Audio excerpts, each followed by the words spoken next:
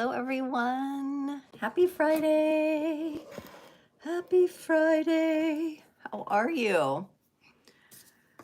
Oh, here we go again. Yay, it's Frequency Friday. I hope everyone's doing well. I'm going to give it a minute for YouTube to kind of send this out into the algos. It's a happening. Let's see. I'm going to check and make sure I have sound. Let me know if you join by saying hello in the live chat if you're here. Let's see. All right. There's the sound. We do got the sound here. Hello, good morning. Happy Friday, everyone. Kimberly, Jason, hello. Whew, I had to take some deep breaths before getting started today. I don't know about you guys, but wow.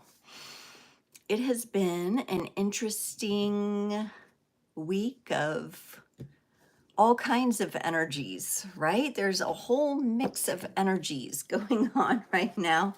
So it's just a very interesting time. I'm getting all my cards ready here. Let me know, how has this past week, since the last Frequency Friday, how has it been for you? Got some intensity that you're feeling. Yeah, kind of the push-pull, maybe a little bit of that. Roller coaster ride, maybe a little bit of a roller coaster. It happens. It happens sometimes. I don't have Blazer with me. He's on a walk with Jason right now. He needed a walk. He needed a walk. So I can't do a little Blazer cameo at the moment, but maybe we'll catch him later or on another live.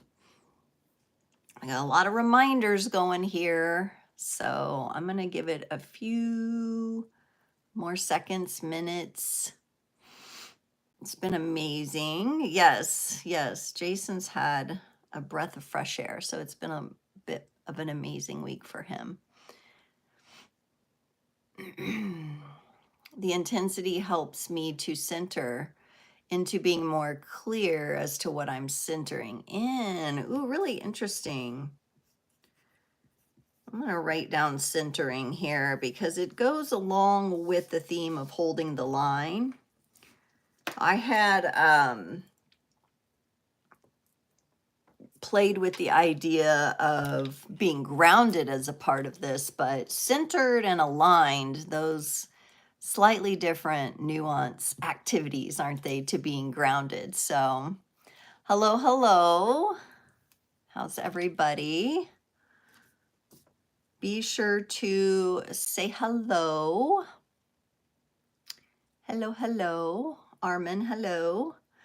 Okay, I am going to get into some reminders, and I want to talk about a contest that I have going on at the moment. So the first reminder for everyone is that today's readings are collective. So I do not do personal readings today, but you are in luck. I do offer free mini readings every other Sunday night from 7 to 8 p.m. Central Standard Time here on the channel.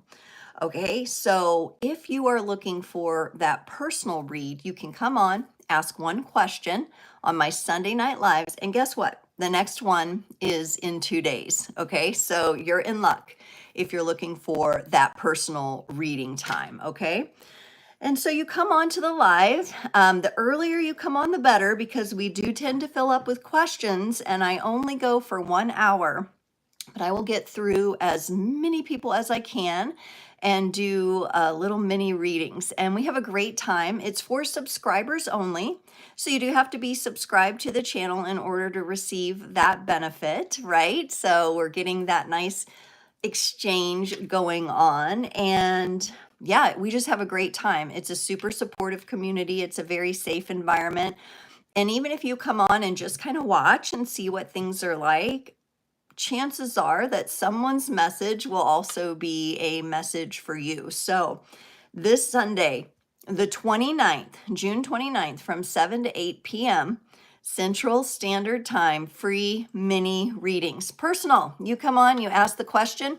If you don't have a specific question to ask, you can also just ask for your highest and best message.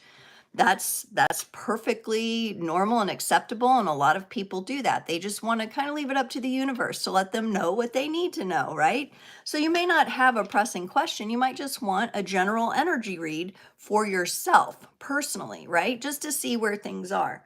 And a lot of times these mini readings will bring little confirmations for you, things that maybe you're already moving that direction, you kind of already know, but you just want that confirmation. It's a great way to join a positive, uplifting community and really get some personal attention. So I hope you check that out. Also, I just want to direct everybody to the description below, and we're getting all the housekeeping out of the way, I promise, and then we'll get into the good stuff. The description has everything you might need to know. So if you're looking for a more potent personal reading, I do offer 1-hour readings. The links for those, the link for that is in the description, and the way to get in touch with me.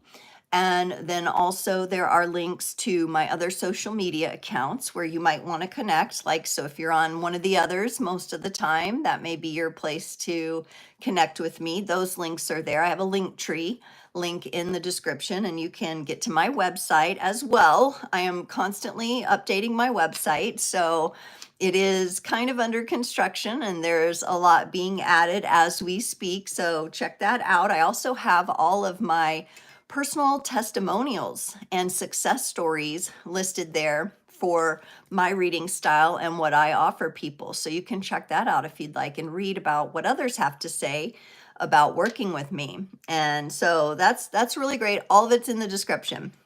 Okay, so now for the fun stuff here. I am running a contest right now because we are coming up on my 50th birthday pretty soon, and I am giving away a free 50-minute tarot reading. So if that's something that you might be interested in, the rules are listed in a post that I also have tagged at the top of the description below. There's a post with the rules and how to enter there. So I'm not going to get way into super detail there, but I'm looking for your engaged comments, your reflective comments, and the post will give you all the information you need to know. It runs from now until July 3rd, and then the winner will get announced at the July 4th Frequency Friday. Okay, I already have some entries. You go in the Golden Bowl if you participate, okay?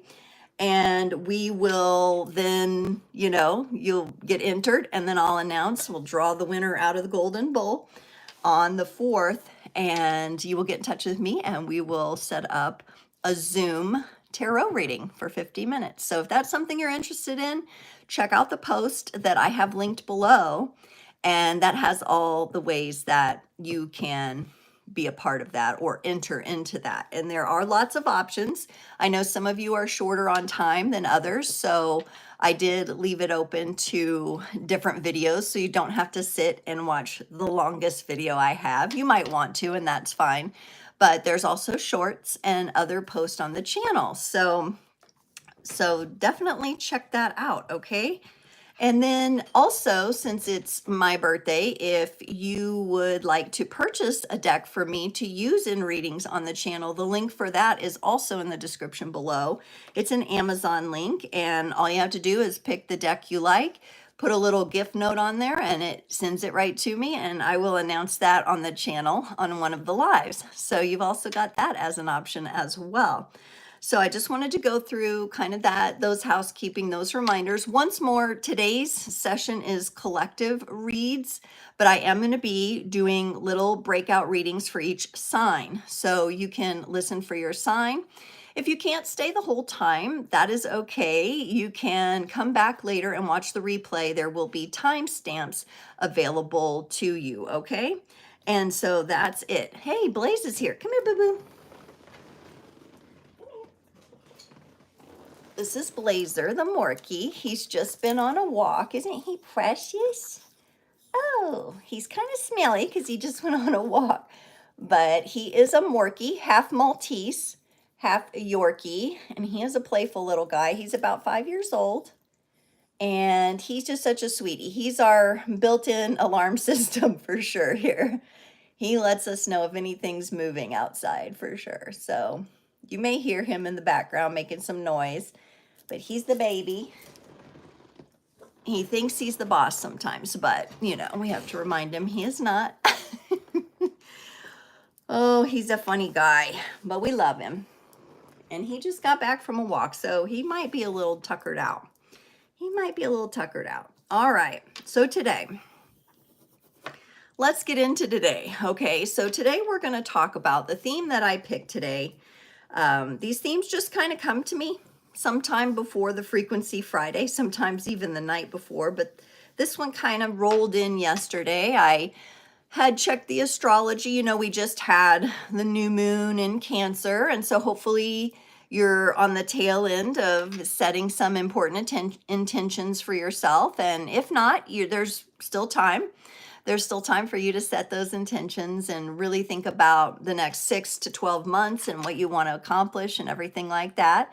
The Cancer new moon too reminds us of blending in self-care and making sure that as we go for our goals, we're not running ourselves down and running ourselves into the ground. Okay, so these are the kind of energies that we're working with when we're setting our intentions. Now, we're also in the midst of all that, dealing with all kinds of things going on in the collective, right? All kinds of things being propagated and lots of propaganda and lots of things on the news and lots of places where the mainstream is kind of pulling people into extremes or attempting to through different programs and things like that. So that's something that is always, you know, or should always be maybe in the backs of our minds as we're navigating, right? And it's that fine line, and this is what Hold the Line is all about today. It's that fine line of being able to acknowledge things that are going on, even if they're not happening to us personally, if they don't involve us personally. Obviously, if it's something personal, we have more of a connection to it, more of an investment in it. If it's something collective that affects us very personally in our day-to-day lives. And of course, we're all affected by the overall energies, right? However, we also want to be able to keep our energy sound, and we need to keep ourselves in a vibration that will keep us moving forward toward the intentions we're setting and the goals that we want for ourselves. And here on Creators on the Crest, you know, the goal here is that all people find peace. And it might sound like a pipe dream and it might not sound very realistic, but we work toward that, right? And so sometimes those of us that we're aware of what's going on in the collective, we acknowledge it, we keep pulse on it, but we don't get consumed by it, right? We don't want to get consumed by it to the point that it dictates our life and starts to influence the direction we move. We want the direction we move to come more from our greater being, from our heart and our connection to the universe, to Creator Source, whatever your name is for that, right? That's where we want to stay in alignment. And that's what Holding the Line is about when it comes to discussing it from a spiritual perspective, a mind, body, soul, and spirit perspective. So we're really looking at staying grounded, looking at the ways that we can stay grounded amidst a chaotic world, right? And for some of us, the chaos is going to affect us more than others. It just depends where you are, who you're connected to, what you're doing, right? A lot of different factors can come into this. But how can you stay aligned in your goals and your desires, your dreams, your passions, your art, your energy, and be able to move through the very dense soup of energies that are going on, right? And most of you, if you have an empathic thread in your body, you're feeling that. You're feeling that pull, right? And sometimes you're pulled into alignment, and sometimes the pull can be away from that. And so the tips for holding the line and what it means to hold the line from a soul and spiritual level is you finding ways to stay grounded. Now, there are a lot of different tools for staying grounded. It's important to get grounded before you can get centered and aligned. So sometimes groundedness has to do with you resetting your nervous system or taking a breath practice and turning it into something that brings you into connection. A lot of people, I would say almost everybody, most likely benefits from some time in nature and connecting with the earth in some way, shape, or form. The birds, the flora, the fauna, all this stuff outside, right? Getting outside. And I know weather conditions can affect that, but having some time near the water, having some time in the woods, these are things that really are important to remember, right? And yes, the world can be on fire. And in your little neck of the woods, you can be having a stroll and grounding yourself and centering yourself. All of these things can be happening at once because we live in this universe of contrasting expression, right? And that's what's wild and intense, and also good for us for showing up here and for taking on this task and figuring out our way through it all, right? So, in addition to staying grounded, holding the line spiritually and from that soul place is also about finding a community, a supportive community. Now, that can be online or in your local community as well, or ideally both. You might have an online community that's very supportive of like-minded, like-hearted individuals. For some of you, that might be the creators community here. We certainly work to build that safe and supportive space for people to enjoy exploring tarot and other topics, esoteric topics and the great mysteries, right? And so that's a great thing, finding a community of people that you can explore with, that you can bounce ideas off of. You know, when they talk about the great warriors, right, of the world, they talk about iron sharpens iron. And that's if you're using swords, if you're in sword play, you know, practicing your moves before you go into fight the enemy, right? Iron sharpens iron. But if we take that metaphorically, it's really about us sharing our thoughts. The swords in the tarot represent air, they represent communication. It's about how we communicate and navigate and how we do so with others around us. So finding that community where you can be yourself, you can be supported, both online and in your local area, are so important, right? Educating yourself, educating yourself. There's so many ways now. It's such a breeze to be able to educate yourself. Now, the local libraries still have a ton of things available to you. And the library can also be a nice, quiet place to get away. But sometimes you can find those gems of books. Those of you that are readers and you like to read and you like to peruse, these are things that can really help support you. So educating yourself and being sure to blend in some of the things that you actually like, right?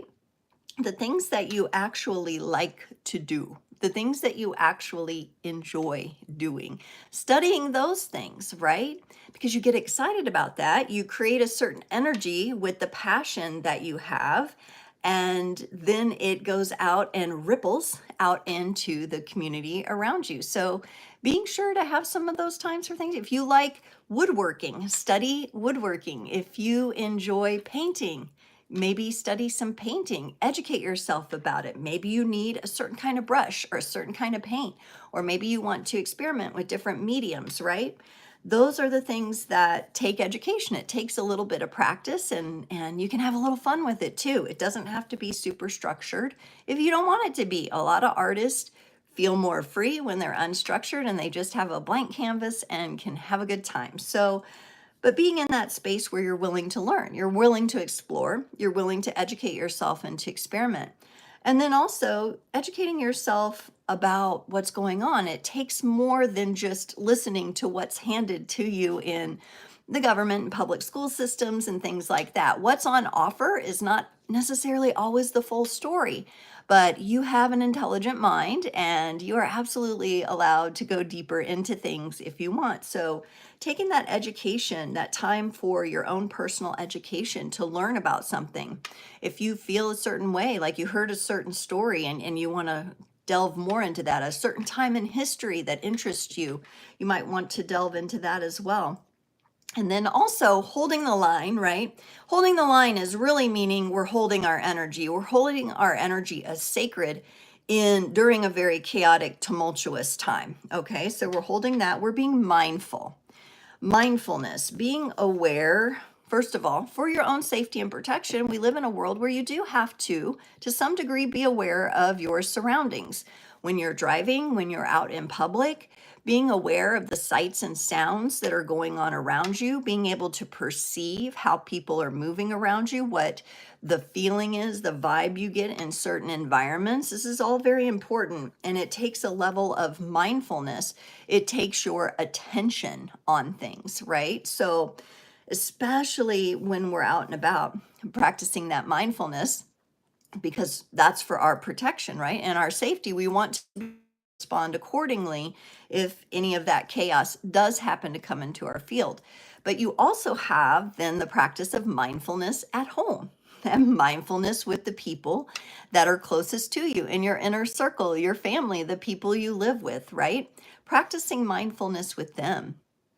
What is it like for them to have your full presence, to have you aware of what's going on, to have you be tuned into their energies? How could that make somebody feel? Probably pretty good if you're acknowledging their presence, their existence, right? And we can practice that mindfulness, the mindfulness in how our actions in the home affect others in the home, right? And where could we maybe step up and be a little more mindful in our interactions with those closest to us? So you can practice mindfulness on both the personal and the public, more collective level. And I think both are important to hold the line energetically, so to speak.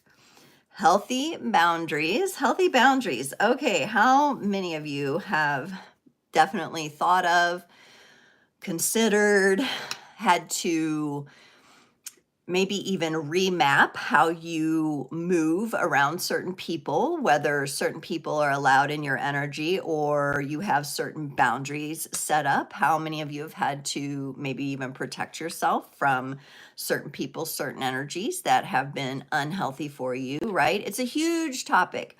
We could almost do a Frequency Friday all about boundaries, and perhaps we will sometime, but having healthy boundaries and understanding that boundaries are not blocks and they're not limits, but they are there in order to make your life healthier, and honestly, the life of anyone you're connected to healthier.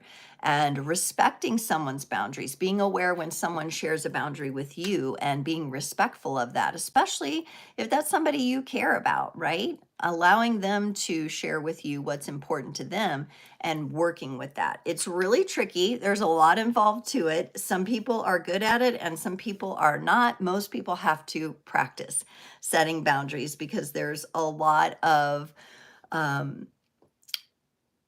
be polite, use good manners, do the things. A lot of people are scared to exert their voice and to communicate their needs, especially in personal relationships. And so that's something we're looking at today. Okay, so keep these things in mind because we're setting the stage for the oracle reading that I'm going to do and then the breakout readings for each sign.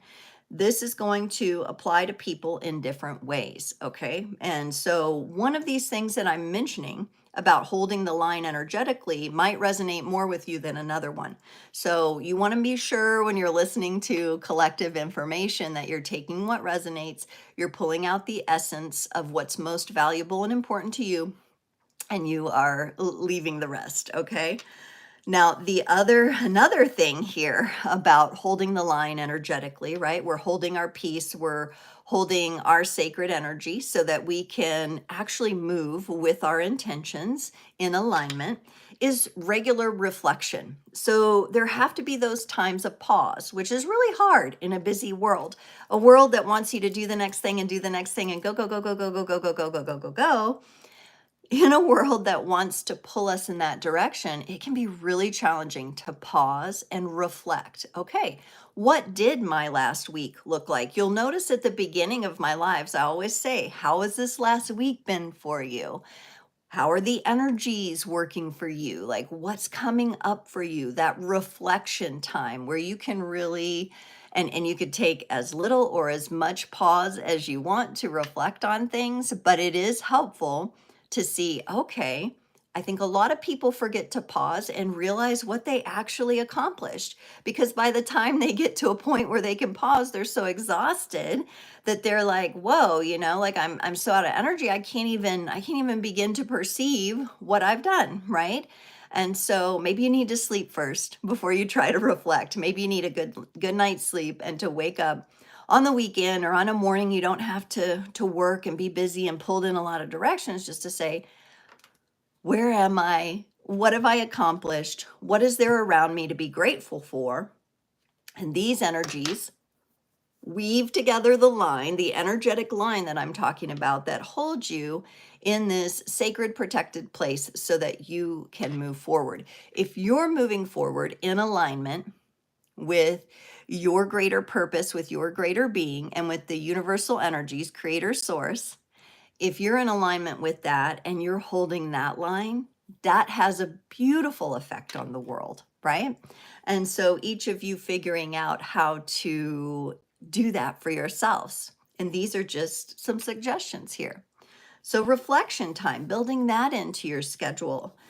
And then, of course, there's revisiting the basics. The saying goes, the great masters always revisit the basics. So if I'm thinking about the basics of life, let's just say you're at a point of complete exhaustion. There's just, you can't even function. Like, you've worked so hard, you put in like 50, 60 hours, you're exhausted.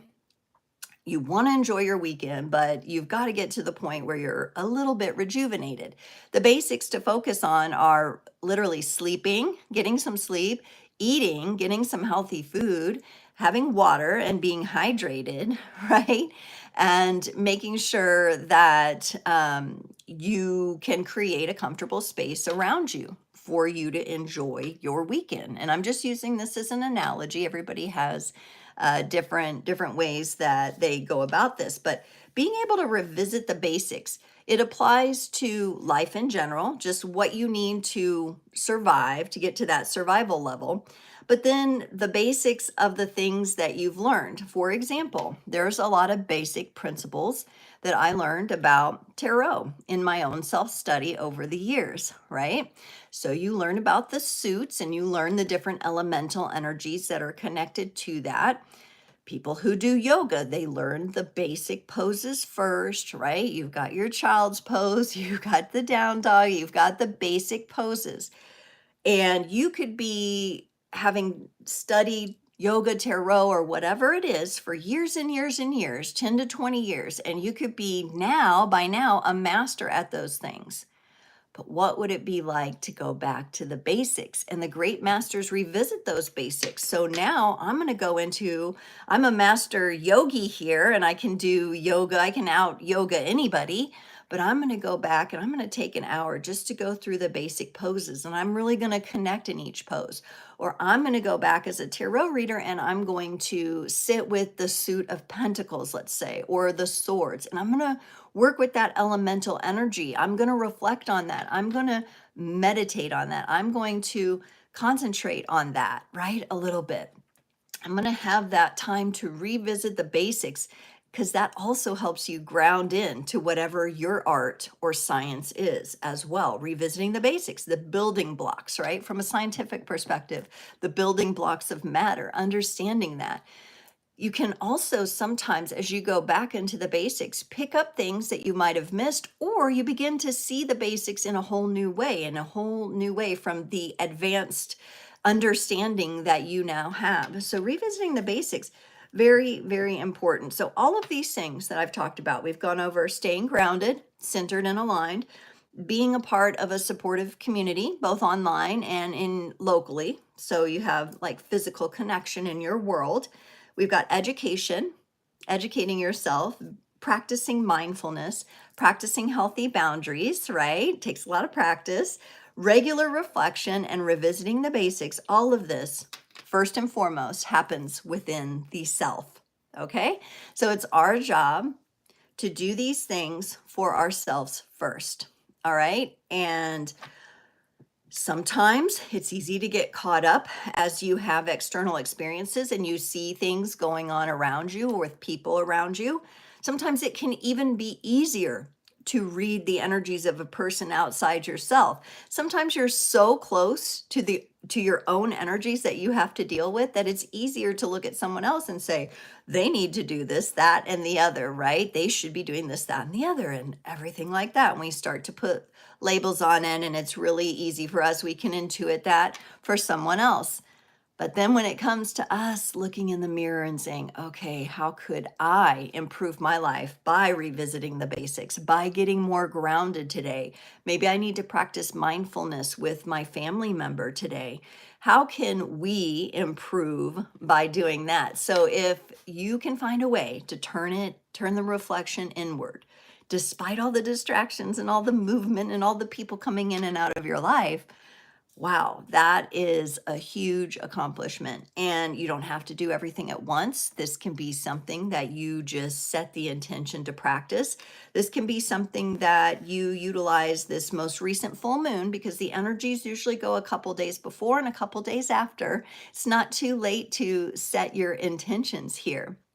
Okay, it's not too late to set your intentions. I can see some of you are involved in that. You are advanced in certain areas here, and that you are seeing the value in being able to find something new in the basics, something mindful that you missed before. Okay, so that's what today is all about. That's what holding the line is all about. And we're going to get into the good stuff now. We're actually going to get into a collective oracle reading. So I'll be pulling only oracle cards for this segment.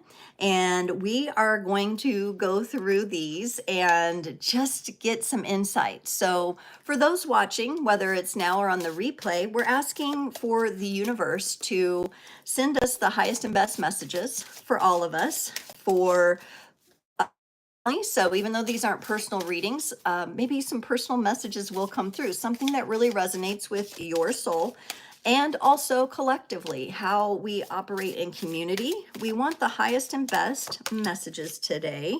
Ooh, and I started off with the Empaths Oracle. And this is kind of a more abstract deck. For those of you who are artists, it's more of an abstract art deck. We got number 4, shielding, protecting, and grounding. And I really like that because that's what I talked about first when it comes to holding the line. And I'll try to hold the card so you all can see it. See how abstract it is? You can kind of make out someone's figure there, and you can see different light sources. And there's also shadow, and then there's some sort of very interesting lines there that almost remind me of like the armor or the different helmets that they would wear in battle, right? And shielding and protecting. And also the number 4 is a number of stability. It's, if you imagine like setting up a foundation, setting up a square, it is 4 corners, right? And so that sets up a foundation, the 4 directions.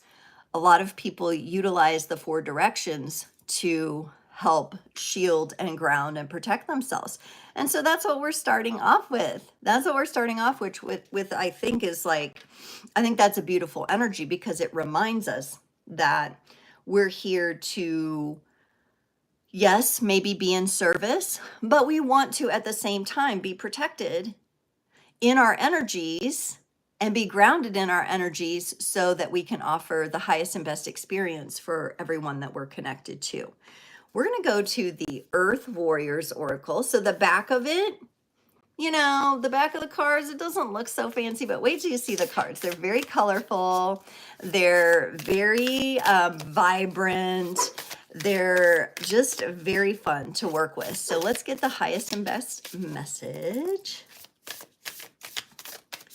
for all of us from the Earth Warriors Oracle. Ooh. 2 of them wanted to pop out, so we're going to roll with that. Sometimes that happens.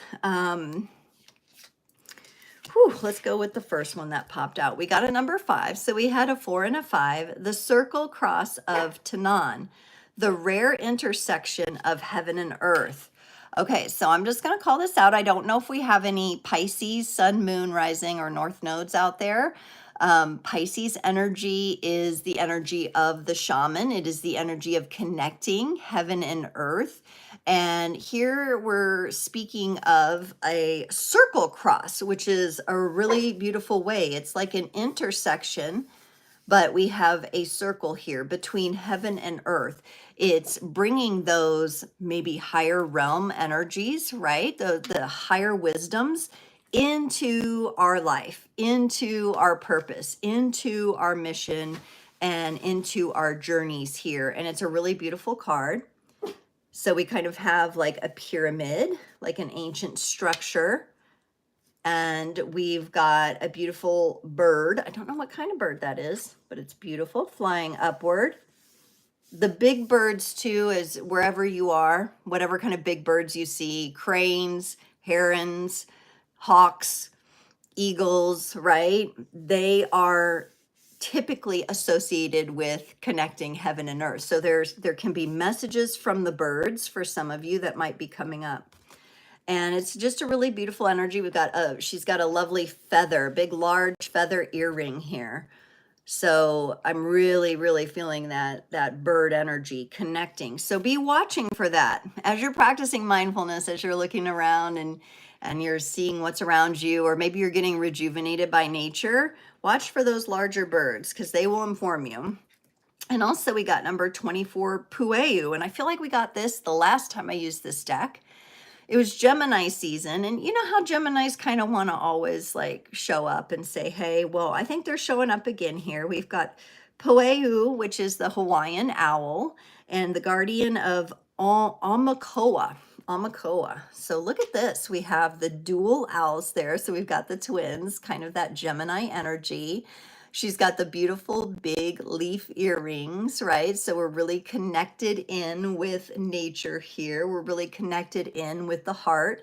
We're finding presence and richness in nature here with the owl. And also the owl represents the embodiment of wisdom. So these things that you're doing to energetically hold the line and come together within yourself, right?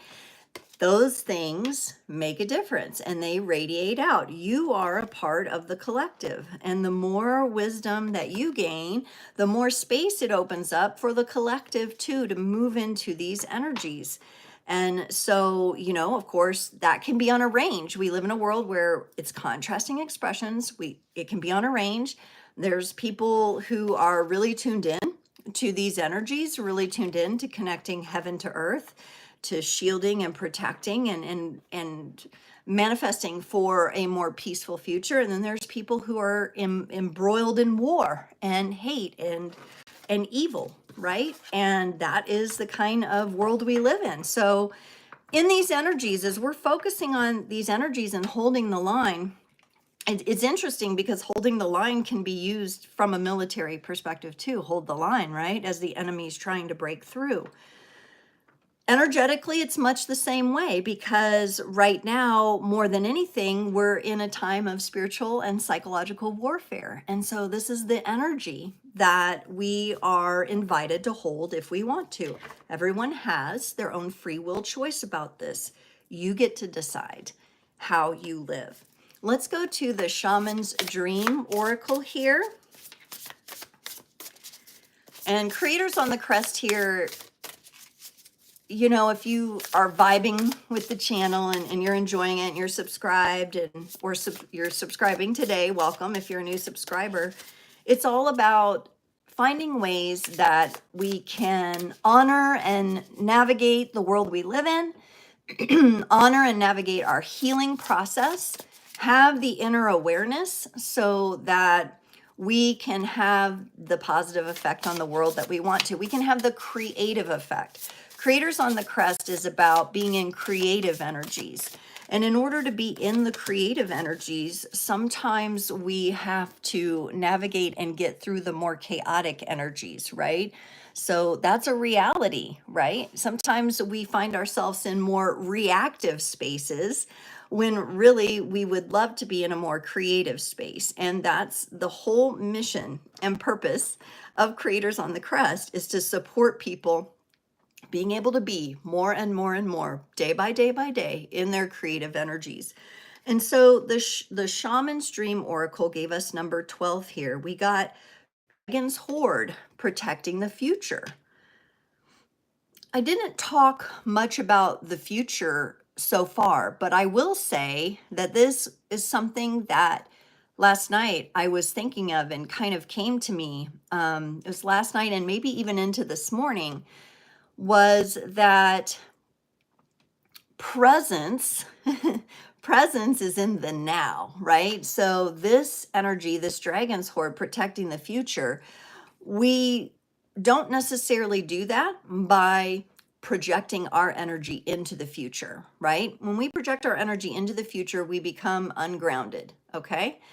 And so what we're looking at is the energies of the now, and we are selecting the beautifully essenced energies that are going to help us create the future we desire, because we know right now things aren't going like any of us would intend them to go.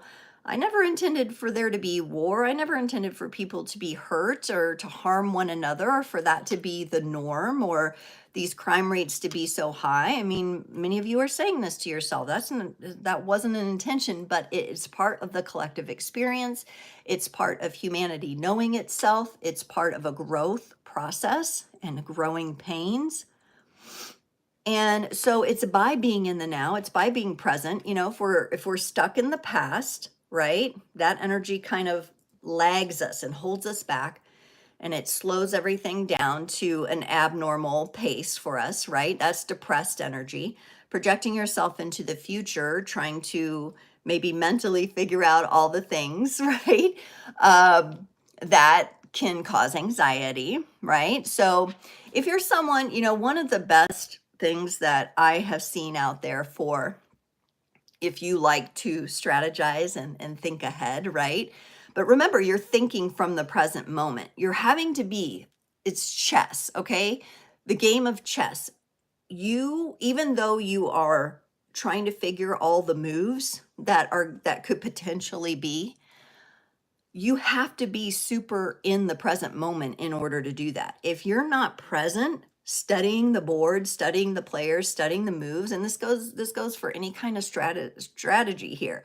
If you're not present while you're doing that, like you're not gonna figure it out, and you're gonna get beat in the game of chess, right? So the game of chess is a wonderful tool, especially if you find yourself needing like mental nutrition, right? You need things to think about. You want to do that. It's a great game for that. So a great strategy game, the great strategy games. I know some people like Risk and different things like that, right? Because it causes, but you have to be, you're actually in the present moment as you're figuring out those other moves, right? As you're taking a look at that. So there's a difference between that and just being in such a state of worry that you're anxious all the time and your energy has gone too far into what could be. And then once your energy goes there, guess where you go? Straight toward that energy. It's like a cord, it will pull you into it. And that's why people sometimes manifest their fears, right? They sometimes manifest their fears. So think about where you're at and how present you are as you're going through these energies. Okay, we're going to get a card. This is what is this one? I always forget this. Wow. Dragons are also, we got Dragon's Hoard as I just pulled. Just a quick mention that they also can represent consciousness, right? And the clarity of your consciousness. And this little dragon here seems to be one that is freshly hatched from the egg. So it's just a really cool image of protecting the future by being present now and really knowing what's going on. All righty. Ooh, now here's this. These cards seem to be carrying us, and the energy seem to be carrying us in a beautiful direction of unfolding here. We got transform and we got a butterfly. Butterflies are a beautiful sign of transformation. So again, we've got a lot of wings going on from what I can see. So if you like dragonflies, butterflies, the big birds, even the little mini dragon here has wings on it. owls, definitely be on the lookout for these things as a totem, as a reminder, and as a connection with nature that this is all part of the process. We are all transforming. We are all coming into different energies that hopefully are for the highest and best. And transformation, also, it's helpful to understand that it can be really messy. So we want to say, okay, this beautiful butterfly, ooh, look, there's a beautiful butterfly and it's landed on my arm and oh my goodness, right? And you're like so happy about that. But what did it take to turn into this beautiful butterfly, right? It was once a caterpillar that had to survive living, going on the ground and not being eaten by a predator. And it had to create a chrysalis at some point and hang somewhere and hope to not get destroyed while it was metamorphosing into the beautiful butterfly. So we remember here and we're acknowledging that this is challenging at times. This doesn't always mean, just because we're transforming, it doesn't always mean it's going to be like super easy and this beautiful unfolding. It can be that, but it can also be really messy and painful and tricky at the same time. And I really feel like this card acknowledges that. And see, this is how we acknowledge the reality of what things can be. They can look messy. They can be both beautiful and messy at the same time. Those of you that are artists, those of you that are poets know this, right? Because you do that as well. All right, let's get a crystal. This is the daily crystal affirmation here, or daily crystal. I always forget the name of this. Inspiration, not affirmation. Good thing I have my tower behind me because I can look really quick. My tarot tower over here. Okay. So I really like this one. I do have a piece of this somewhere, but this is Phantom Quartz that we got, and it says embrace change.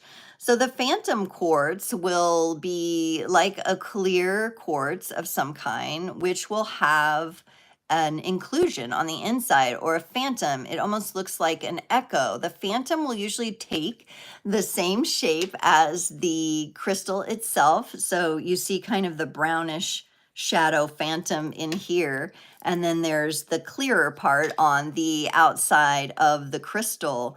And a lot to say with what I've just talked about, transforming and changing and the metamorphosis that we might be going through.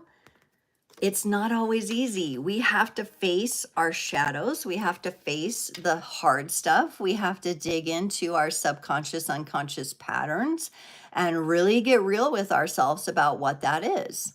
And that's a very personalized experience for each and every person. But Phantom Quartz might be a nice one for those of you who are the rock people, the stone people, and really like working with that.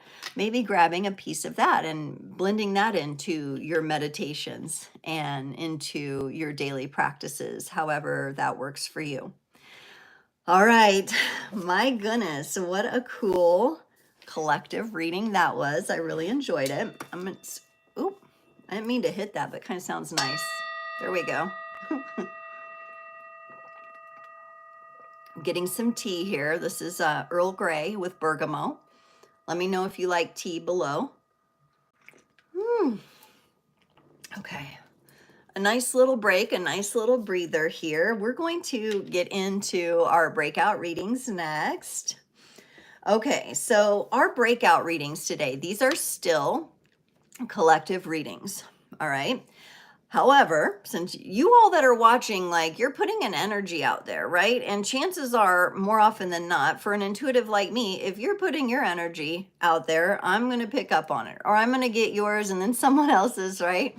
But my intention going into this is that these readings benefit the people who are engaged, the people who are showing up, whether live or on the replay, and that they get the messages they need. Now, since I'm going by sign today, in my personal style of reading, when I do my readings, unless they're a romance reading, I focus on sun, moon, rising, and north node placements. So if you don't know all 4 placements, that's okay. It can be something that you take into your research. It can be something that you educate yourself on. You can get free charts online. If you just type in Google free astrology chart, okay? And you can find out what your sun, your moon, your rising, and your north node placements are. You find those out, and those are what I call your 4 pillars. And those are your cornerstones, okay? And so the sun is the soul spark, right? That's just who you came here to be, who you are, who you embody. The moon is like the roots of who you are. Not everybody sees it, right? It's that part of you that is more in the shadows. It's where your subconscious energies are, right? And the moon, when we work with our moon energies, and understanding our moon energies really help us move through what people term as shadow work, or, just moving through your challenges. If you want to just put it really simply there, you use your moon energy for that.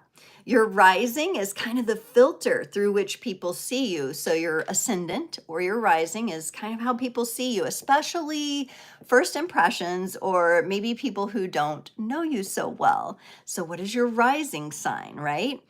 And then your north node, and that placement is where you're headed, what you're meant to learn this lifetime. You start out as a beginner in this area, and you work toward mastery over the course of your life. So those of you who are kind of turning the corner of the midlife, like myself, you're starting to get more and more, less and less into the south node, whatever's come before, the lessons you've already learned, and you move into your north node.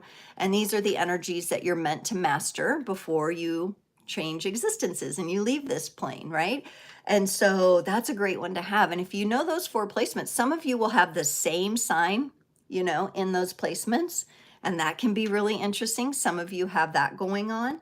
But that's how I read for the sun, moon, rising, and north node. And then if you understand what each of those means and you get those signs, you can listen to each reading from a different perspective, okay? Yeah, so that's awesome. Hi, Ashley's here. Hi, Joe. Hi, everyone. I haven't even been looking at the comments so much. I know some people have been commenting, and thank you so much for your participation and for being willing to participate in this community. We really appreciate this. We're going to go through each sign, and I'm going to talk a little bit about the major arcana cards that I associate with the signs. Now, remember, this is my personal style. For other tarot readers out there, they may have a different style and a different approach. I think every reader needs to find what works for them. And even for the learners, you can learn different things and then make your own. Make your own. That is what I think is the best, Don't take it from me. Make it your own. Explore for yourself. But this is what I do. So today we're going to go through each sign. I'm going to talk about the major arcana cards that I feel like are connected to the sign. Usually there's 1 or 2, and then there's a set of major arcana cards that kind of affect everybody, right? So if I don't mention the major arcana cards, I've put that in the category of that affects everybody. The Fool is one of them. That's everybody starting on their journey. That's the beginnings of the major arcana. And the World, the endings, that affects everybody, right? And of course, each sign is going to have different experiences as they cycle through these different energies. But it'll be interesting to see, once I talk about the major arcana cards that I connect, if they actually come up in the reading itself. They may or may not. We'll just have to see. We'll just have to see if they do. And either way, you've learned something new, hopefully, about how I approach the tarot, or what major arcana card might be connected to your sun, moon, rising, or north node here. We're going to start with Cancer, since it's Cancer season. Happy birthday to all the June Cancers out there, and those who will have a birthday in July. Our beautiful Cancerians, the lighthouse of intuition, right? Let me get this here timestamp before I forget. Cancer, the lighthouse of intuition. There are 2 major arcana cards that I actually connect to your energy, and they are the Chariot and the Moon, okay? And these cards, the Moon, obviously, because the Moon is the Cancerian's ruler, right? The depth of emotion, the depths of emotion Cancerians have the ability, no matter where their placement is, sun, moon, rising, or north node, but I think especially the Cancer moons, they're really powerfully read a room without, it doesn't happen here in the mind. It happens like in their body, in their heart, soul essence, their heart core essence. They can just read the room and pick up on the energy. They're just very, very sensitive people. And then the Chariot, because of the way that Cancerians are able to move, are able to navigate, okay? And so the Chariot is a forward momentum, but in order for, like, you think about a little crab, you know how they go side to side? Maybe they're trying to get back to the ocean. They have to find the best path forward. And so it's that Cancerian energy of getting aligned in order to take that step forward, in order to move forward, to get back to the ocean, right? Where they feel safe and protected. So Cancer, we're dealing with energies of self-care, safety.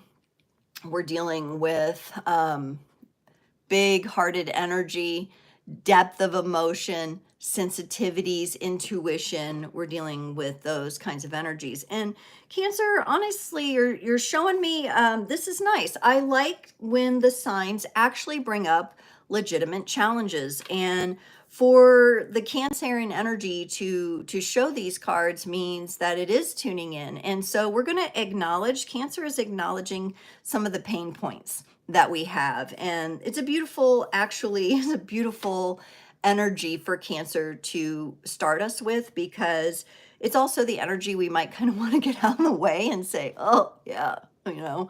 And what is it? It's our pain points. It's our heartbreak. It's the Three of Swords. It's feeling, you know, just like we're at our wits' end with feeling a certain way, with feeling bad, with feeling let down, with feeling hurt. All right. The Three of Swords is all about pain that is either being expressed or being ignored, right? And so you can see that the threads of the heart, there's one of the threads is actually wrapping around the character here, right? And so when we're in this energy of the Three of Swords, it's very difficult to be emotionally grounded because there is some pain that needs attention. It's also very hard to move forward because these energies tend to hold us back. And so Cancer's saying, hey, this might be something we need to look at. There's things going on in the shadows. It's interesting because as I was speaking about the Cancer moons, those of you that have the Cancer moon energy may be really, really hyper aware of this right now, whether it be for yourself or the collective. And of course, sometimes when these energies come up, we may think, well, I'm not, you know, feeling like I'm in an acute kind of pain right now or acute emotional pain. It could be, though, your empathetic connection to the collective is coming up and you are feeling that. And that's a very natural thing to feel, whether you're a Cancerian or not. Empathy is very natural. It is part of the health of our mind, body, and soul. It helps us connect to other people. So I consider this a very positive acknowledgement that yes, okay, not everybody's coming into this age, this era, into this part of their life's journey without some pain, without some baggage, without some stuff that they're either looking at or need to look at, okay? And that's what that card is all about. Now, Cancers tend to be on, of all, you know, there are other private signs. Scorpio is very private as well, but Cancerians tend to shell up, to hold things, to guard themselves, to protect. We got the Four of Pentacles here. Cancer energies are showing the importance of protection, shielding, and grounding, very much feeling like this energy that we got in the collective oracle reading as well. The importance of protecting our assets, our resources, ourselves, the things that we care about, holding close to our heart. You know, with a lot of Cancers, and I'll mention Scorpio too, because I feel like they carry this energy of privacy.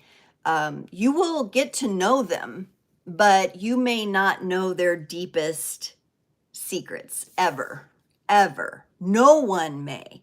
These are people that carry things very privately. And there is a special corner inside their heart and soul that is just theirs alone. And no one will ever have access to that. All right. And, you know, that's okay. That's okay. Where it becomes a problem for especially Cancerians or people who are more private is that sometimes you can appear to others like you're blocked, like there's walls up. So if people say, oh, he's just got walls, you know, you may be aware of that. Cancer can tend to hide away in their shell. So if you're a Cancerian, this might be a time where you're feeling the energies. The astrological energies are all over the board right now. And we've had a square happen, and so we're feeling expansion, but at the same time Saturn's coming in and we're learning lessons. Who do we trust, right? This may be up for you right now if you have these Cancerian energies. Who do I trust with my most intimate details? I'm going to play it a little safer. I'm going to play it a little closer to the vest, and that's okay. But how do you do that and still have, you know, healthy relationships and work toward trusting communication in your relationships? That is the challenge. That is the challenge, right? And this bugs Cancer a little. We got the Five of Swords. So Cancer, it becomes a headache sometimes because there are times where Cancer, you will want to be alone. You will want to be alone and just leave me alone. Let me have a moment. I need to regroup. I need to regenerate my own energies. And if you're not getting that space, it can become a real headache for you. You can get all wound up in your mind. The swords represent mental energies as well as indicate emotional pain that will need to be processed. You can get wrapped up in these energies and it becomes quite the headache at times. And so I think Cancers, I want to say thank you for your bravery in showing these energies. Now, the good news is here we have minor arcana cards. So in these energies, the minor arcana will represent what might be more short-term energies versus if we had major cards here, it could be more long-term and a bit more tricky for us, okay? Now, I do want to clarify, I'm really wanting to go to this Four of Pentacles here and pull a few more cards to clarify this, because I do know it can be tough for Cancer to open up sometimes. And I think some of you might be dealing with that, or you've been considering it. Like you're like, okay, if I want to improve the relationships in my life, if I want to move differently, if I want to move forward, and more into the waters of myself, that's what Cancer's giving me. I know that I'm going to have to open up and trust at some point, right? That doesn't mean we go willy-nilly and just trust any old person that hasn't, you know, earned our trust or respect. But we are reminded here that, yes, we do. We need to figure out how to build with others. We need to figure out collaboration. We're taking a step back from the 4 back to the 3, and we're remembering that maybe at one point in our life we did have that friend, we did have that person around us, or we do right now. We're just not letting them in. Are we letting them in through our archway, through our portal, through our doorway here, right? And that's what the 3 of Pentacles is reminding Cancer. Hey, when you feel a little locked up, maybe even a little frightened to trust, really take a good look around you and see who you can work with. Now, for some of you too, this might be specifically affecting you at your job or in your workspace. So those of you who are carrying the Cancerian energies, you may be having a little bit of trouble in the workspace. Maybe there's situations where you just don't trust someone in the workspace. You do have to tread lightly. You do have to play your cards closer to the vest. You do have to be more private because someone doesn't have your best interest in mind. Someone around you could be more caught up in ego and in power and in control. We have the King of Wands here. So some of you could be dealing with this, whether it be with maybe a boss or a manager, or something like that, right? So is there a person of power around you, whether it be your job or somewhere else in your personal life?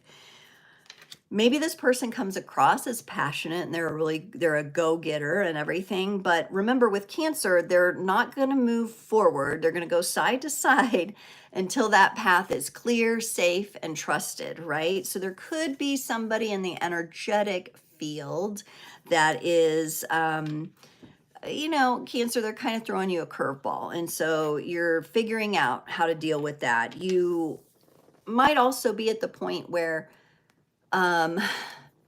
you're not wanting to, and I was actually told this by a boss that I had in the past, way in the past, that, that I would have to feed the ego of certain people in the workplace, feed their ego to get them, and that always kind of left a bad taste in my mouth. I was like, no, they need to get over themselves, like they need to get over themselves. I don't know what you're talking about. I'm not going to feed anything that, is out of integrity or isn't in alignment, right? Yeah, but the games of the corporate world, right? So that is what the Cancerian energies might be dealing with, going through, or are helping remind the collective of at this moment. I do want to pull an oracle card for Cancer, and then we're moving on to Leo. Do I have any Leos in the house? This is the Sea Soul Journeys Oracle, and we're pulling a final card for Cancer, and then we're moving on to Leo the Lion. Oh, Cancer, I love this. You got belonging, and it says, may you welcome yourself home. May you welcome yourself home. And Cancer carries that heart, that soft energy, their sensitivity, all within themselves. The home environment for Cancer is very important. It is their shell, that's their home. They carry everything with them. And so this sense of belonging is really beautiful. I'm actually getting the chills. And look what we have. We have wee turtles, little wee baby turtles going into the ocean. Oh my goodness, it's so cute. I love that. I'm hopefully going to see that in real life soon. That's on the bucket list. How about you guys, those wee turtles? I know Nicole's down to see those little baby turtles too. And they're just making their way. Now, it is really hard to see, so if you want to say, oh, that's just the crabs, okay, fine. But these look like the little baby turtles going toward the ocean there. But I would actually need a magnifying glass to see exactly what that was. So I'll leave it up to you to embrace the turtles and the crabs. Either way, you've got that hard shell. You're carrying that home with you. And that is the message today for our Cancerians. A very happy birthday to all of you. All right. Okay, so I'm shifting gears, getting some tea here. Wrapped up Cancer. We're going to do Leo next. Leo, the lion heart. And the two Major Arcana cards that I connect with Leo in my personal style of reading is the Strength card, which actually pictures a lion in it in the traditional Rider-Waite-Smith and most of the variations. And the Sun card, because Leo's ruled by the sun. So you have Cancer season, that's like moon season, and then you have Leo season, sun season, and you kind of have both. And it's nice putting those together. And they're kind of sister-brother energies when it comes to the astrological map. And heart energy is implied in both signs, one water, one fire. So we've got Leo's fiery energy here, and wow, y'all are being, okay, all right. Y'all are being very honest right now with what's going on, right? So we talked about holding the line and how important it is to hold the line energetically. That was our overall message today. And, there's all kinds of things we experience.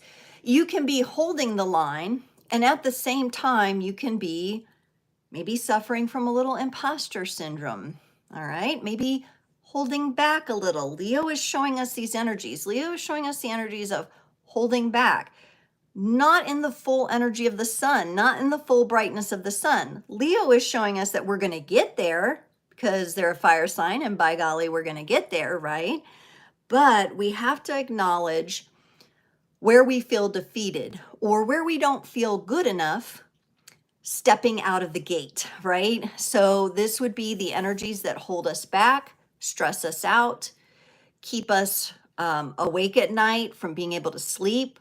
These are mental energies with the Nine of Swords, right? That are challenging.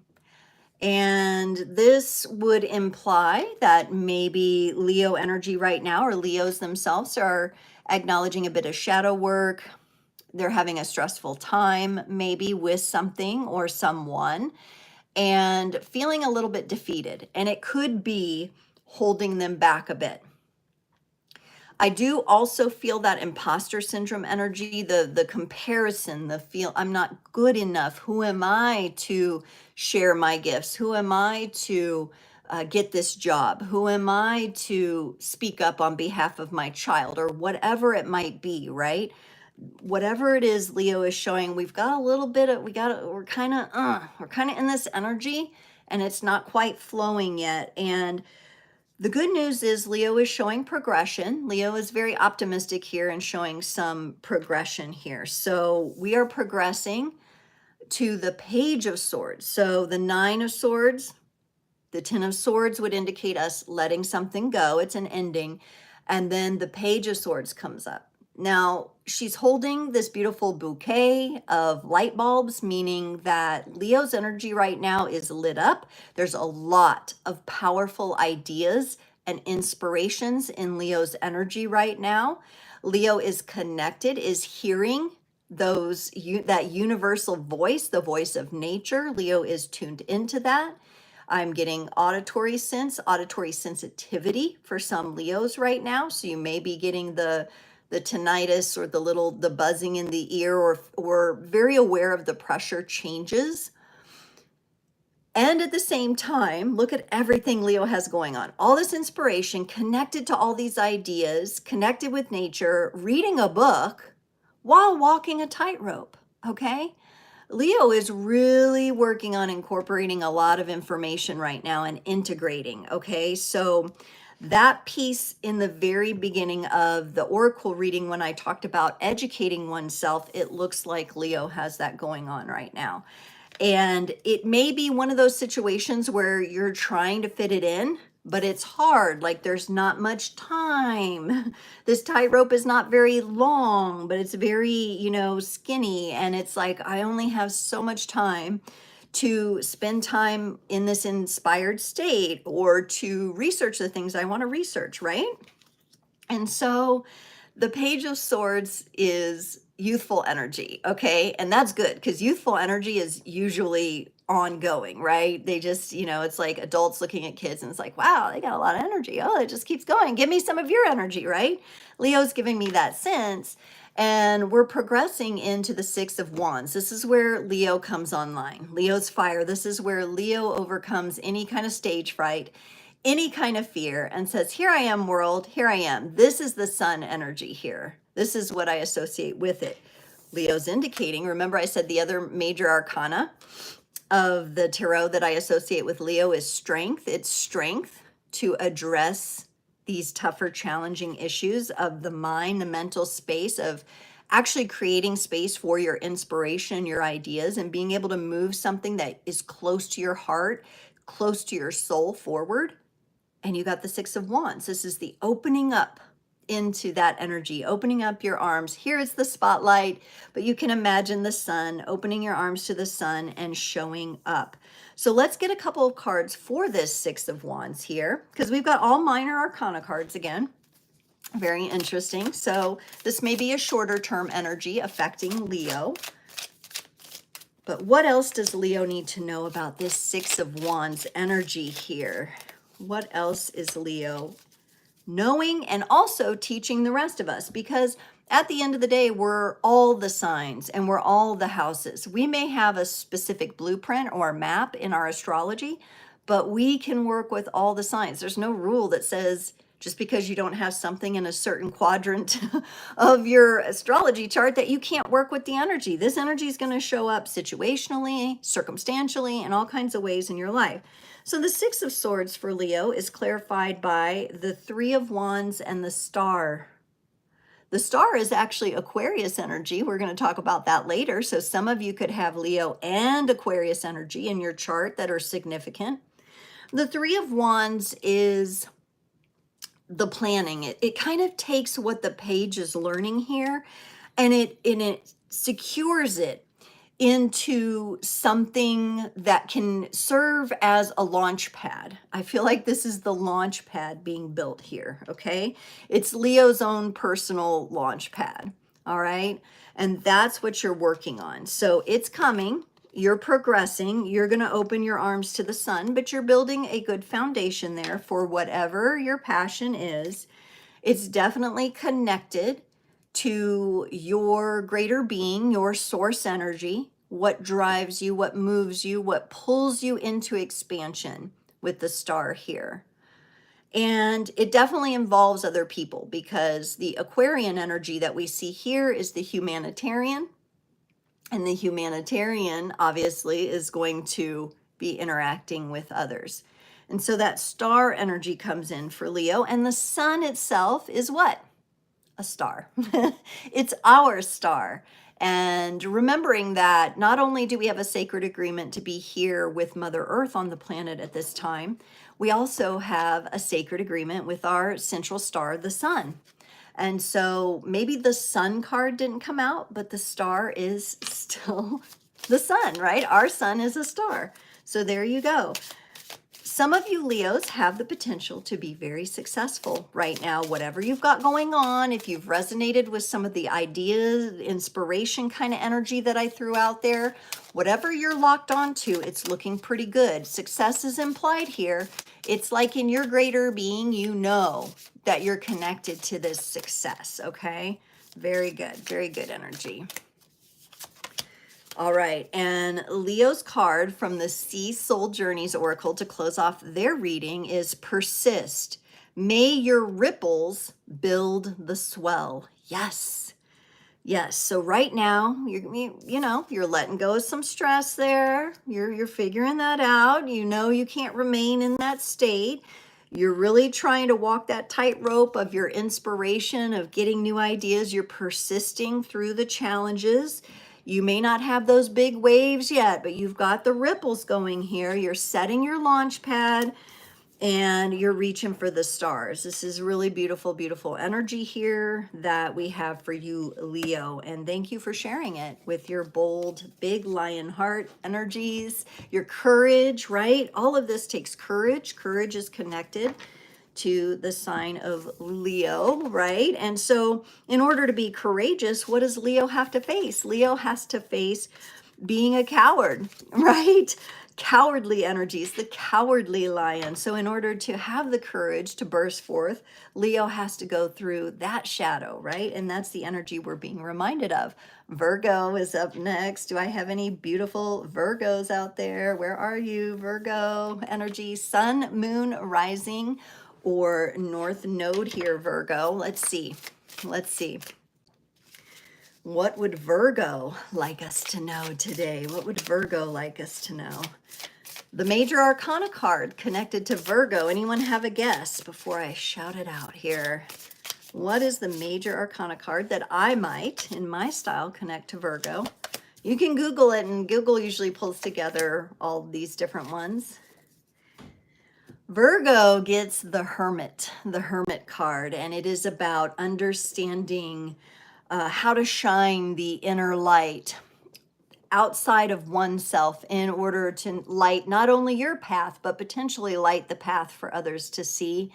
It's an energy that is very internal. It's very reflective. Remember, we talked about reflections in the initial oracle card reading today, right? And what's interesting here is that Virgo did get a Major Arcana card, but it is not the Hermit. They got the Justice card. Now, the Justice card belongs to Libra, so the Libra neighbors of Virgo, and that's who we're getting into next. So Libra might have just photobombed or, party crashed Virgo's reading a little, but this could also represent those of you Virgos that may be on the cusp. So your birthday is kind of later in Virgo season, or you might have Libra energies in your chart that are significant as well. So Libra's coming in and indicating to Virgo here, hey, something is needing to be imbalanced, or your acknowledgement of something that is being imbalanced. This is about centering and aligning energies. This is about finding the middle path, the Native Americans' good red road, right? You're finding the path and you're committed to the path. You're finding that you can step in balanced energies here. So Virgo is definitely dealing with that. And meanwhile, boy, these first three signs have really shown us some of the tougher aspects that we might be moving through.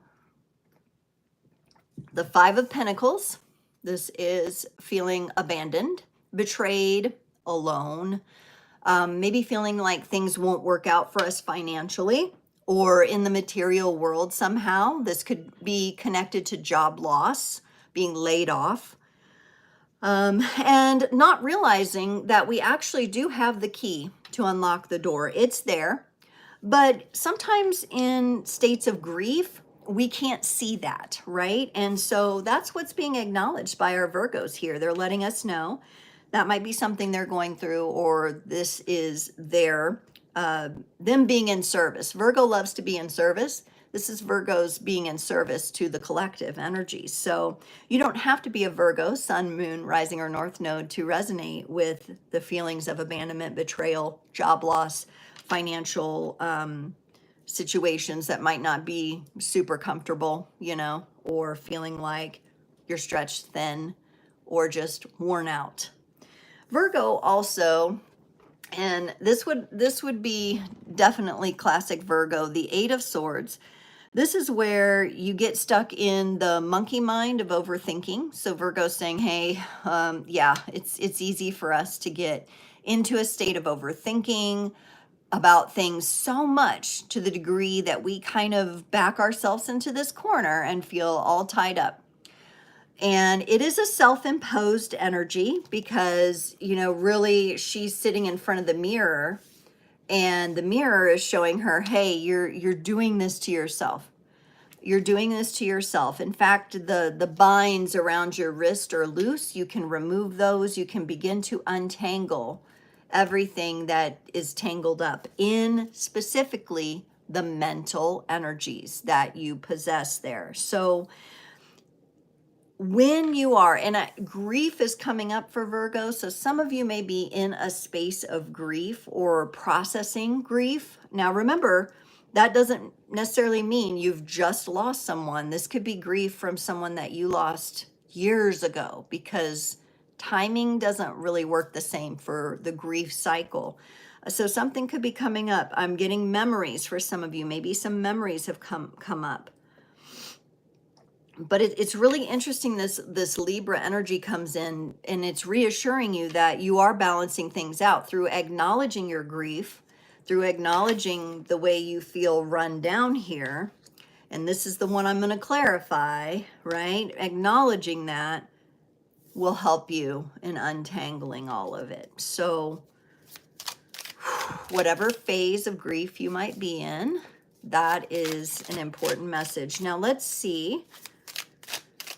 For those Virgos who are connecting with this Five of Pentacles energy, job loss, financial insecurity, grieving, anytime we have a loss, we grieve.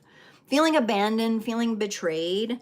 And, definitely Virgo's like, yeah, I'm wrapped up in my mind about it. So what? That's what I do all the time. We've got the sword of justice here. We're going to cut through those binds. It's going to be okay. However, we're acknowledging this part of the journey that is grief, that is real, okay? And here's how we're going to acknowledge it. We're going to acknowledge it beautifully here with number one, the Knight of Wands. We're going to bring forward a transformative energy to our grief. We're going to be present with it. We're going to acknowledge that it's there, because pretending that it's not there and shoving it down inside and trying to think it away isn't going to work. We're going to acknowledge it from our heart space.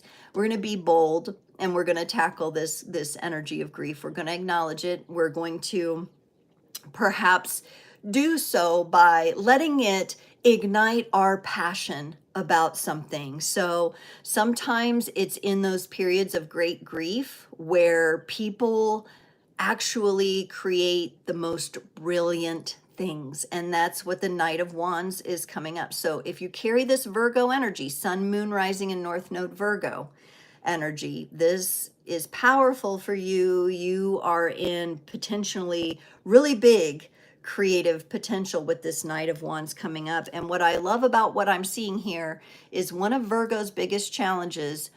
It's anchoring it all in the heart space. We have the Ace of Cups.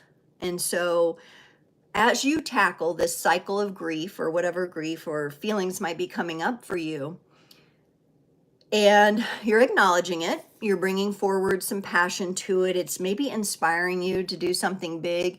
You are committing here with this Ace of Cups, and you can see the universe is donating to you here, okay? So those of you having financial issues, just hold tight, hold the line, right? Hold the line. Something is coming in for you. Something is going to pour into your cup.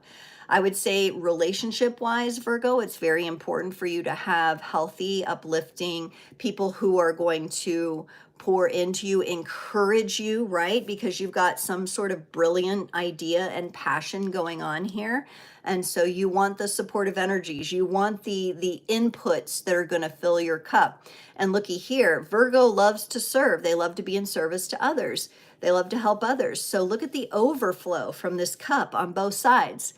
That's where you serve from. You cannot serve from the empty cup. You must serve from the overflow, because guess what? The overflow allows you to retain that beautiful full cup for yourself too, which you need. You need to be hydrated, all right, in those energies. You need to be hydrated and feel that full cup, and then all this extra gets to go out to everybody else, which is so Virgo, because Virgo wants to share it all with others. They want to share their passion. They want to share their health consciousness or what they figured out to be more healthy. They get really excited. They've definitely done all the analytics behind the scenes already. You know, they've definitely looked into everything from that perspective. And now they're ready to move from the heart and serve from the overflow. Beautiful energy. And you got also with that Ace of Cups coming right off that from the Sea Soul Journeys Oracle, you got begin. May you start as if you have already begun. Yes, that's what this Knight of Wands excitable energy is igniting in you. You might be going through and holding a grief process and at the same time starting a new adventure, or through the depths and the toil of the grief process, you are blooming and blossoming something new through hard times. But this is beautiful energy. I wish all new beginnings for you from that beautiful overflow that you got, Virgo. Thank you for being willing to share with us your energies and your messages. And Libra, thank you for crashing Virgo's party. But sometimes, you know, you need that sort of truth. You know, you need that middle point. You need that clarity, right? And that's, I think, why that Libra energy came up there. And of course, we're moving into Libra next. So let's go on into our Libra energies here. Oop. The golden bowl wanted to be struck again. It's just my pencil hitting it. So it's kind of a nice, though, like, you know, little clearing in between each reading. Okay. Okay. Libra energies, what would you like to share with us? We already know that you're the Justice card because you bombed Virgo's reading, but Libra, I like to sometimes, I think this is one of those Major Arcana cards that is for all signs, but Libra can work with it really well. It's the Wheel of Fortune, because the wheel has to like balance like on a fulcrum, right? In order for the wheel to turn, there has to be that central point. And so sometimes when I see the wheel of fortune in a reading, it might, you know, speak to some Libra energies as well. So I kind of say Justice card and the wheel. Now, of course, you didn't get the Justice card here, Libra. You're starting us off with the Two of Pentacles. I feel like Libra has some decisions, and we all know that kind of one of the more challenging aspects of Libra is that sometimes they can have a hard time making a decision. They can go back and forth and back and forth. They love making decisions, but at the same time, it can be challenging for them to make a decision. I feel like what I'm seeing in this card and the cards that are coming next is the energy of success in your decision here. I almost feel like, Libra, you're dealing with two things that are going to lead to the same path. So you might be overworking yourself a little bit, maybe overthinking a little bit, or maybe spending a little too much time making a decision. I feel like you need to make the decision because it's looking pretty fortunate for you. We've got the Nine of Pentacles here, talking about the Wheel of Fortune.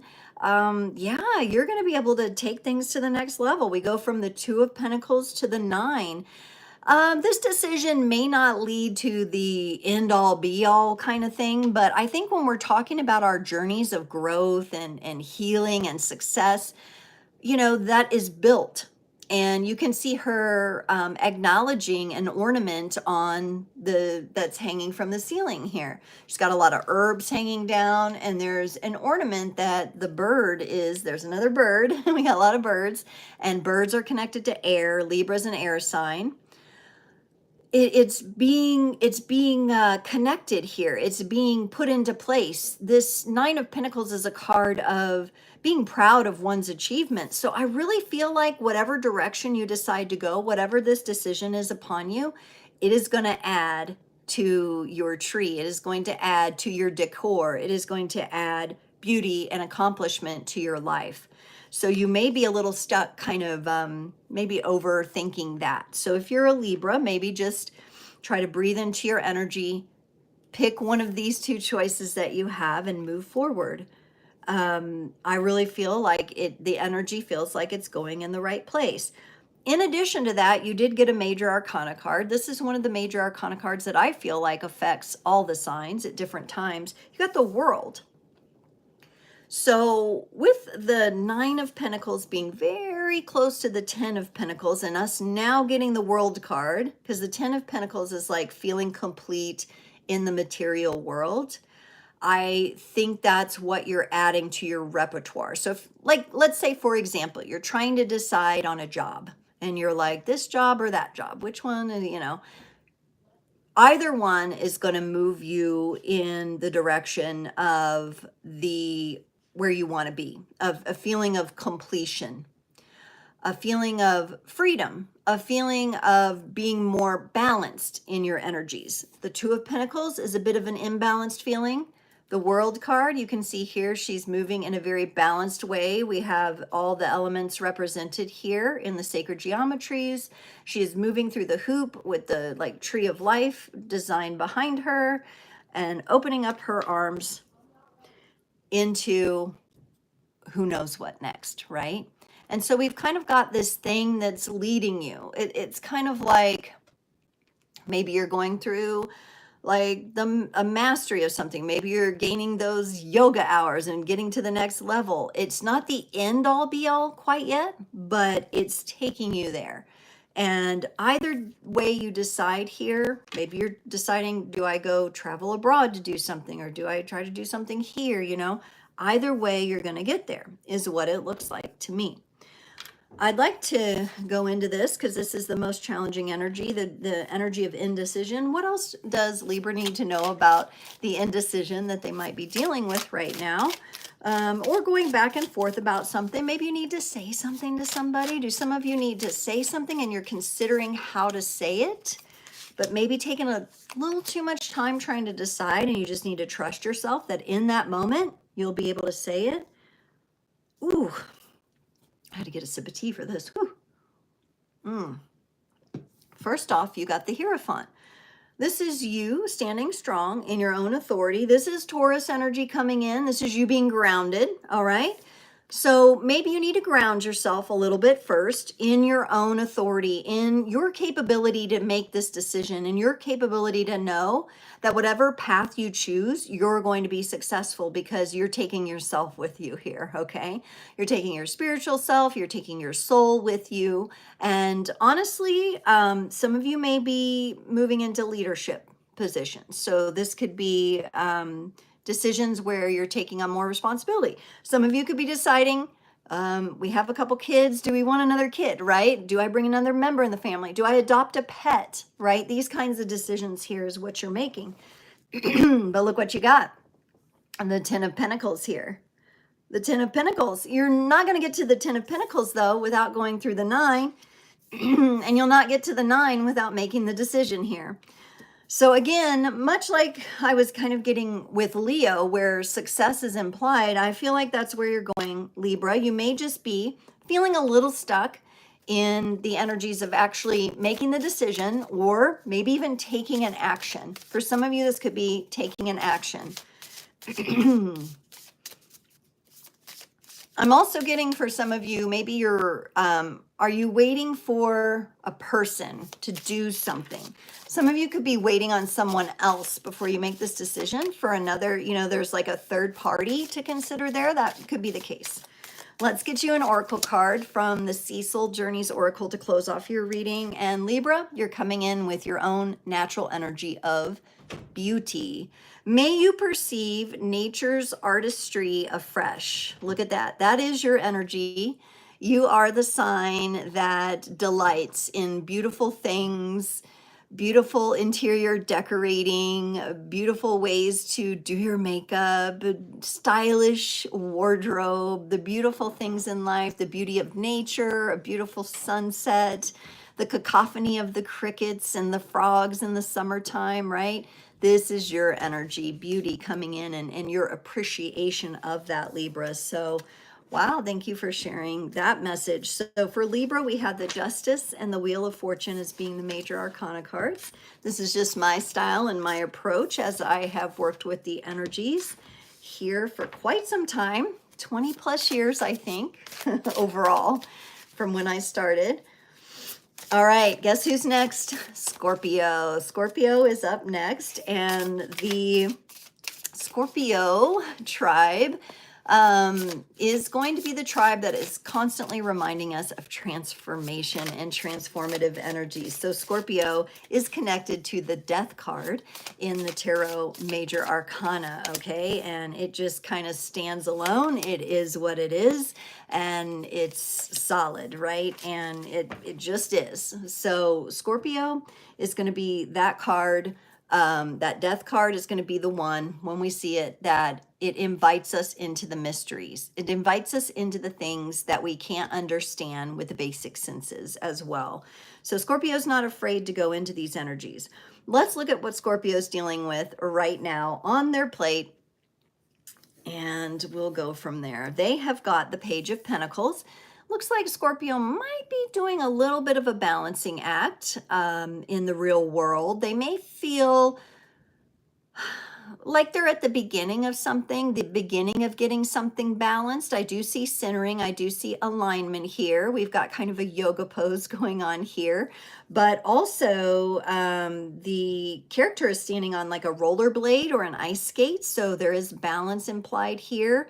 And this is a card of curiosity. So I would say, Scorpio, you're on the beginning part of your journey to learning something new. You've decided to go ahead and dive into something. Maybe you've taken on a new job. Maybe you're in a new relationship and you're getting used to how things balance out in these new energies, but you're new to it. The page would indicate you're new.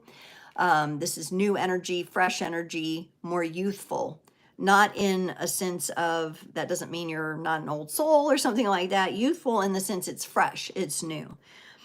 And something in this energy if it hasn't already, is going to excite you greatly. You get the Knight of Swords here. You are going to, like the Flash, just move into these energies just at full speed into these energies. You are going to go further down this path in a more speedy way very soon if you haven't already, because you're kind of going from, okay, now I'm balanced and I'm getting these new energies, to full speed ahead. I do feel like for some of you, this might be connected to education, way you're educating yourself, educational aspects, the way you're gathering information. I do also feel, though, that there's a little bit of experiential energy going on here. So you're actually going to maybe even get physically involved. Some of you could be setting up a new health routine for yourself. Some of you are in the midst of finding a better work-life balance for yourself and as to what serves you. And the reason I say that is you have the Eight of Pentacles here. And the Eight of Pentacles is our kind of our work card, or what we put our efforts and our energies into. It's also how we put our own specific signature on what we create. So there could be a little bit of a tension going into this right now. Maybe you have these aspirations, again, with something to do with your physical body. You could be in trying to improve your health. For some of you, I get martial arts could be a part of this. Mixed martial arts, the UFC kind of stuff. You may be really getting excited about that. Cardio, kickboxing, things like that. Scorpio, your energy here, you know, you're a water sign, and usually your energy is a little more mystical. Today, it feels more present. It feels more physical to me. So your energy is really showing up as physical. Let's see if we can get a little clarity on this Knight of Swords. What's gonna like make you move here? What is this really all about? Where is Scorpio moving toward? What benefit will this be for them? Wow, maybe some of you, yeah, are getting a new job. Ooh, interesting. Okay, so for the Knight of Swords that we had here, we know Scorpio is getting balanced first, and once they feel that balance point, they're going to go forward. They're going to go forward at a fast speed. Kind of like, this kind of reminded me, see the bow and arrow on his back? Like the Sagittarius energy, where it just shoots for the goal.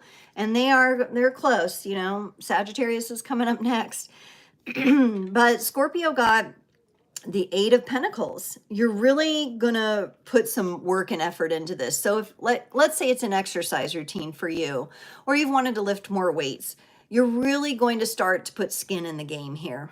All right, you're really working at getting the skin in the game. So it's been a thought, it's been amusing, you've been coming into balance. This is something I feel like I can do. Yes, okay, now you're really gonna get moving on it. You're gonna get working on it. You're gonna invest in it here, okay? In your own way. I feel like whatever you're doing is not necessarily super traditional. This could be a blend of things that you're doing for yourself, like you have maybe you're learning to move differently in your body, like I said, with the different kind of kickboxing moves, or like some of you could be like, you know, it could even be hula hooping. You don't have to be a kickboxer. You're just learning how to move your body differently. It seems like it's really helping you, and it seems like it's really important to you. Like you're making a commitment, because you have two Eight of Pentacles here. Very physically involved here, very physically involved. And then to clarify, also the Knight of Swords, you got the Empress energy. The Empress energy, for Aries, we have the Emperor, and on the feminine angle, we have the Empress energy. And this is an energy of receiving. So some of you may be getting in shape or doing things, and also at the same time, like in the physical world, you know, you could have a pregnant wife, or you could be expecting, or you might be you're trying to get healthy so you can have a healthy pregnancy. It's that kind of energy.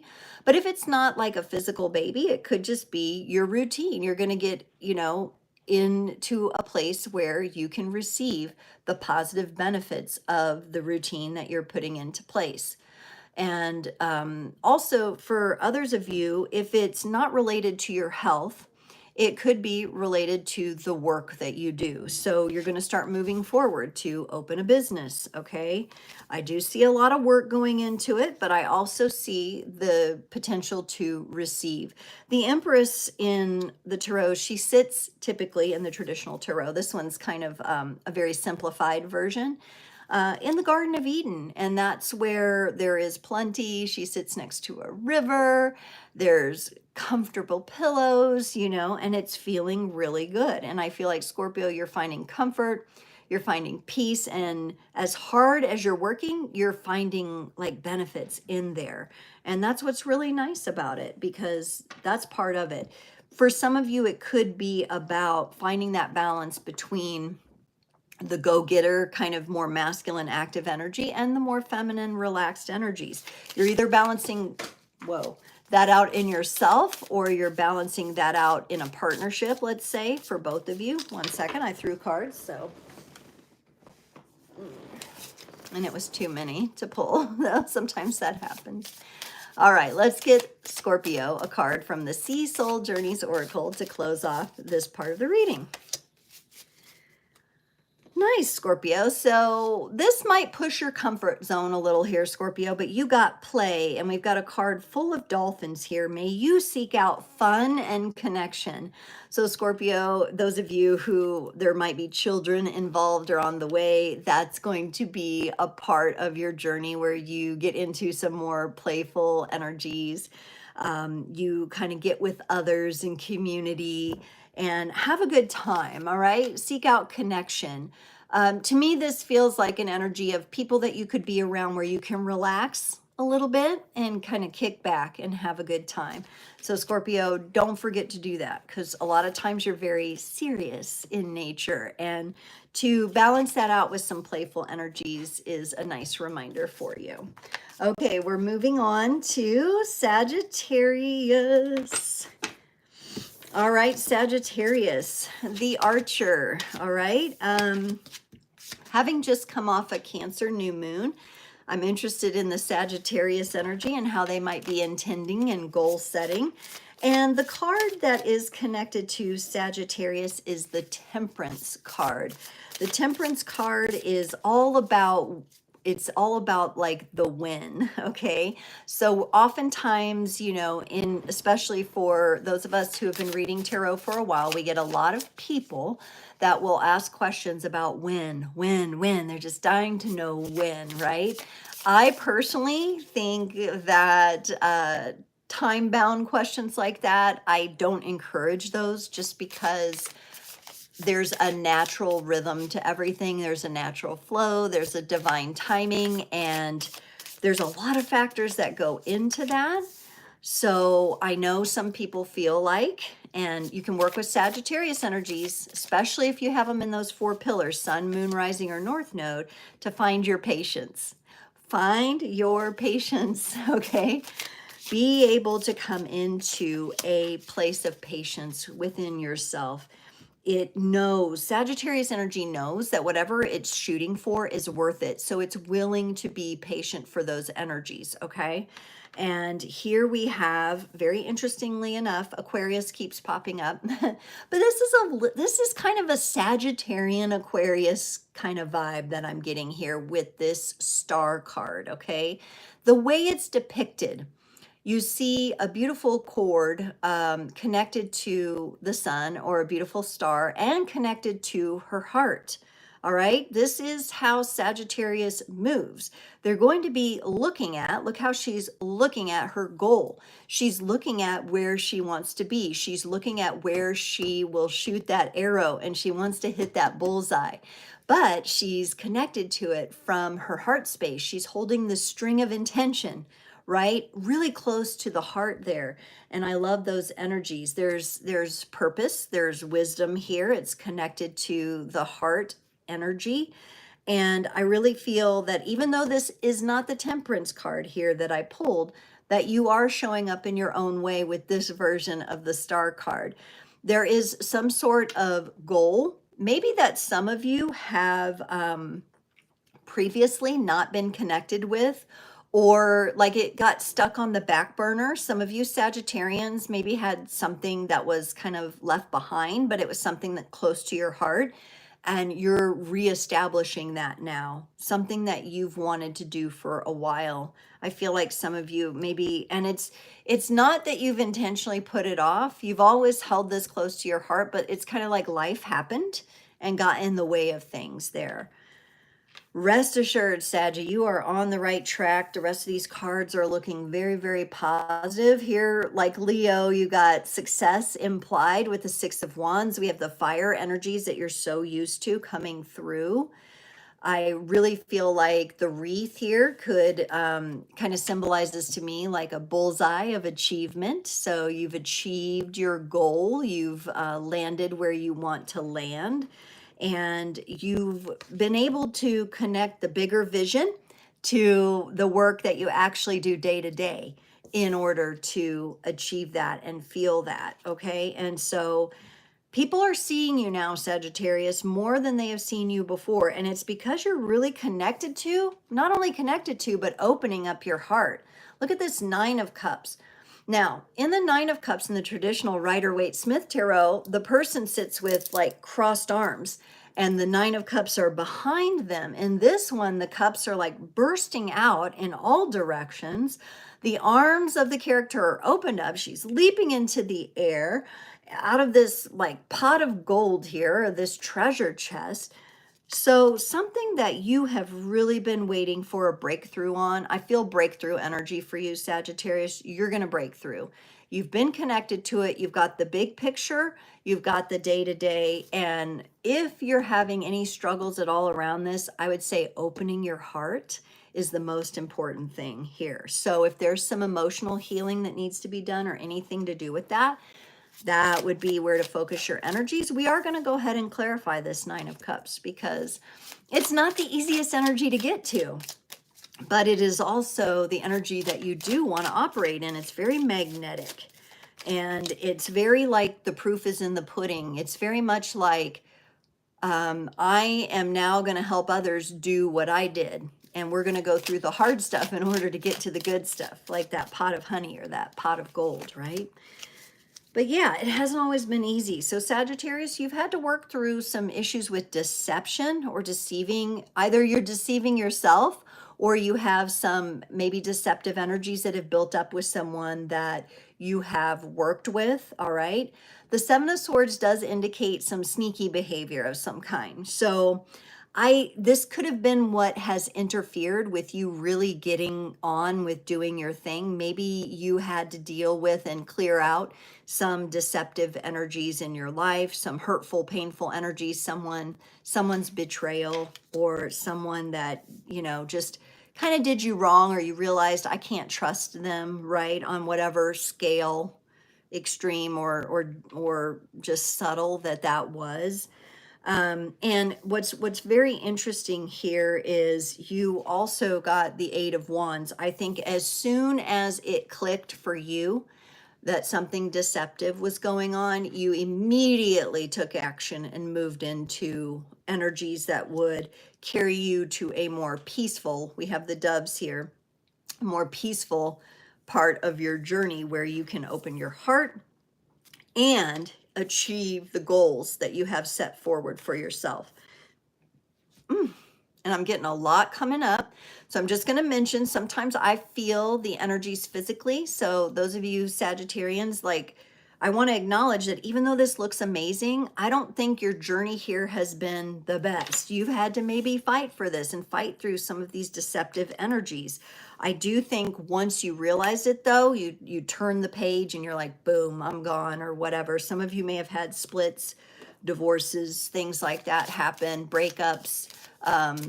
Could be job endings, you know, you lose a job and then all of a sudden you're like, I'm going to go into business for myself. I've always wanted to do this. And I was just, you know, I was deceiving myself that this wasn't the thing that was closest to my heart. You're having this realization, you're moving really quickly toward it.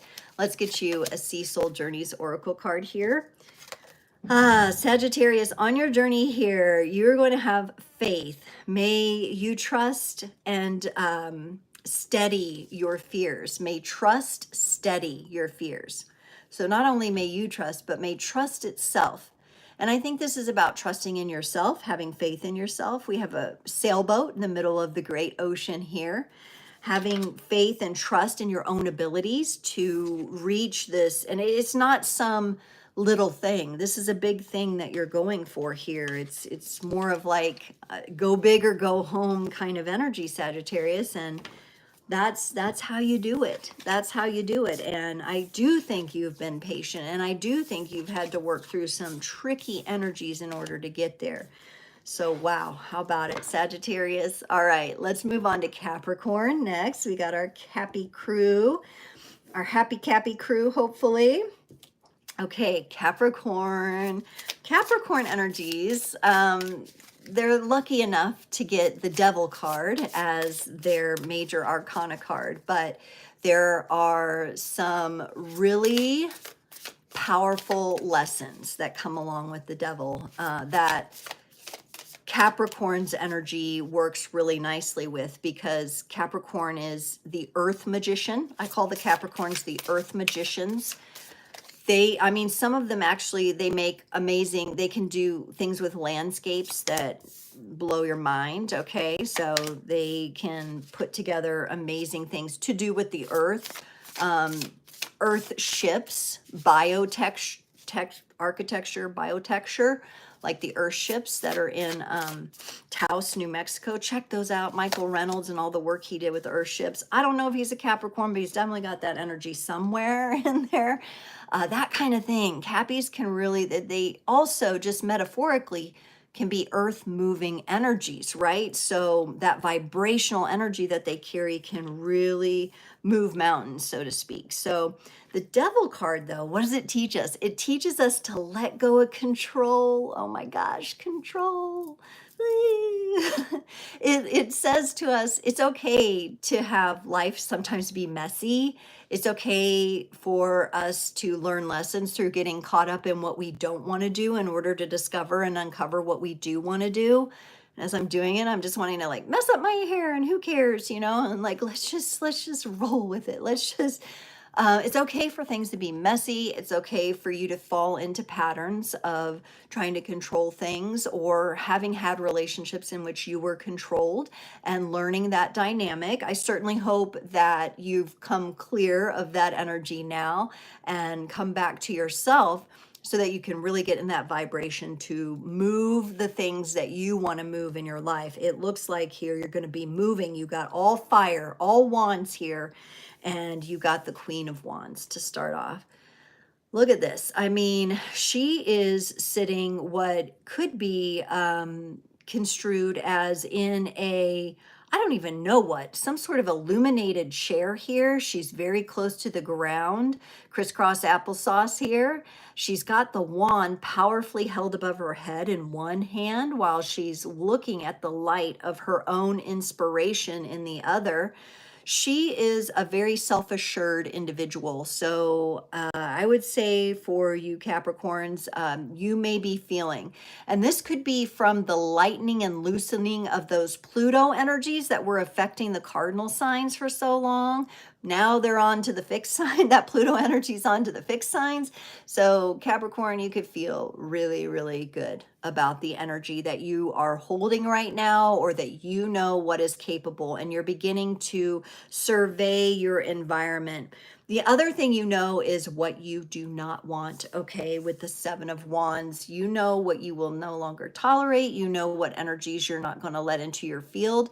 The lessons of that Devil card and of the Pluto energies that were bouncing back and forth all of last year taught you a lot. And I think for some of you who were already doing the work, you really got into those subtle energies of really vetting out, okay, like I have had to deal with some of these things in a very major relationship way. But last year, for some reason, I'm feeling like last year was just so significant for you. You learned to vet out these energies on the subtle levels, okay? So these are going to be the subtle vibrations. It's like the instincts of a cat picking up when there's going to be an earthquake. I just feel like this little vibration, like Capricorners can feel it. You can feel it, and you can feel it in people's energies. And the nice thing about this energy is you're dealing with it in a more minor way now, whereas before I feel like you might have been dealing it in a major way in your relationships, where you really had to turn the whole page and set some big boundaries, kind of do what Sagittarius did. When you figured it out, you're like, okay, I'm turning around. I'm 180, not 360, 180. You can come 360 when you're ready, but you're like, for now, I'm going to vet out all these subtle energies, as well as in my primary relationships. I do get relationships involved here. And you have the Ace of Wands. New inspiration, new energy, new passions are coming in, probably at a very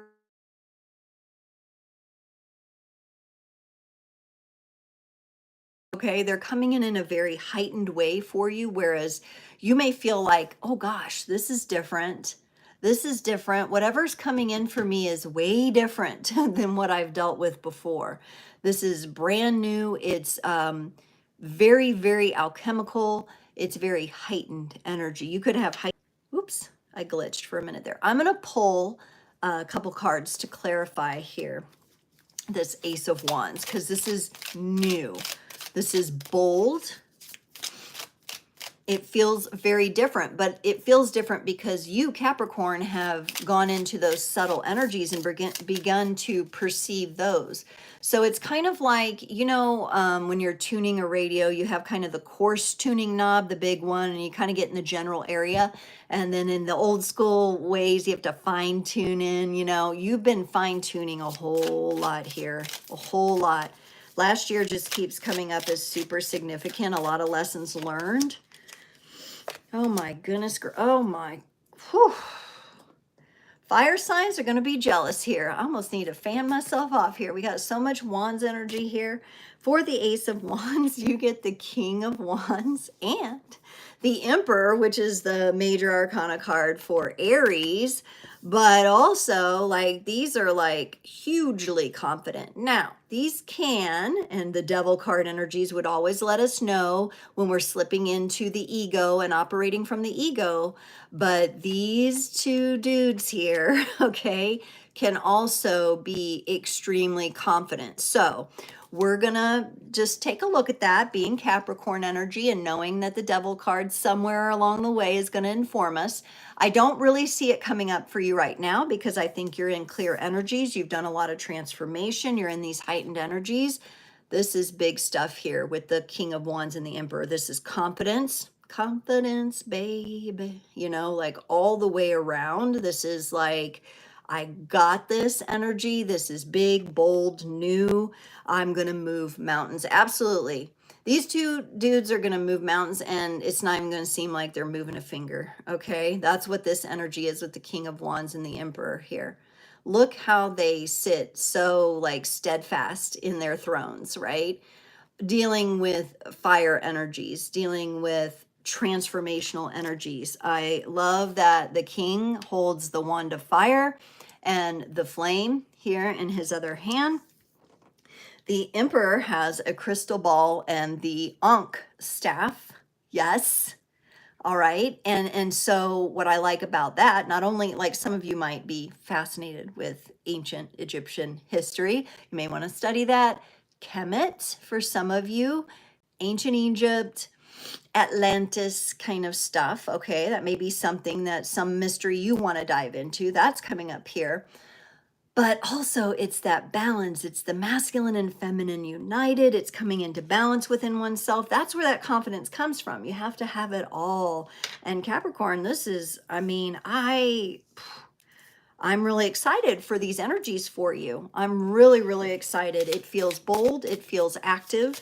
It feels like it's moving. It would be a great time for you. So if you are trying to establish something new, a new job, a new workout routine, the confidence is here. You know what you don't want, right? And so that has been, boundaries are in place. That's looking good.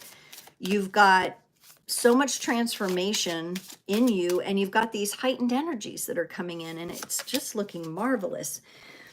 Yes. And so for those of you who are like, well, I don't know what that is. I'm not sure yet. I feel the energy, but I'm not sure. Get curious. May you open and explore. And look at that. Isn't that gorgeous? Look at the colors in the water there.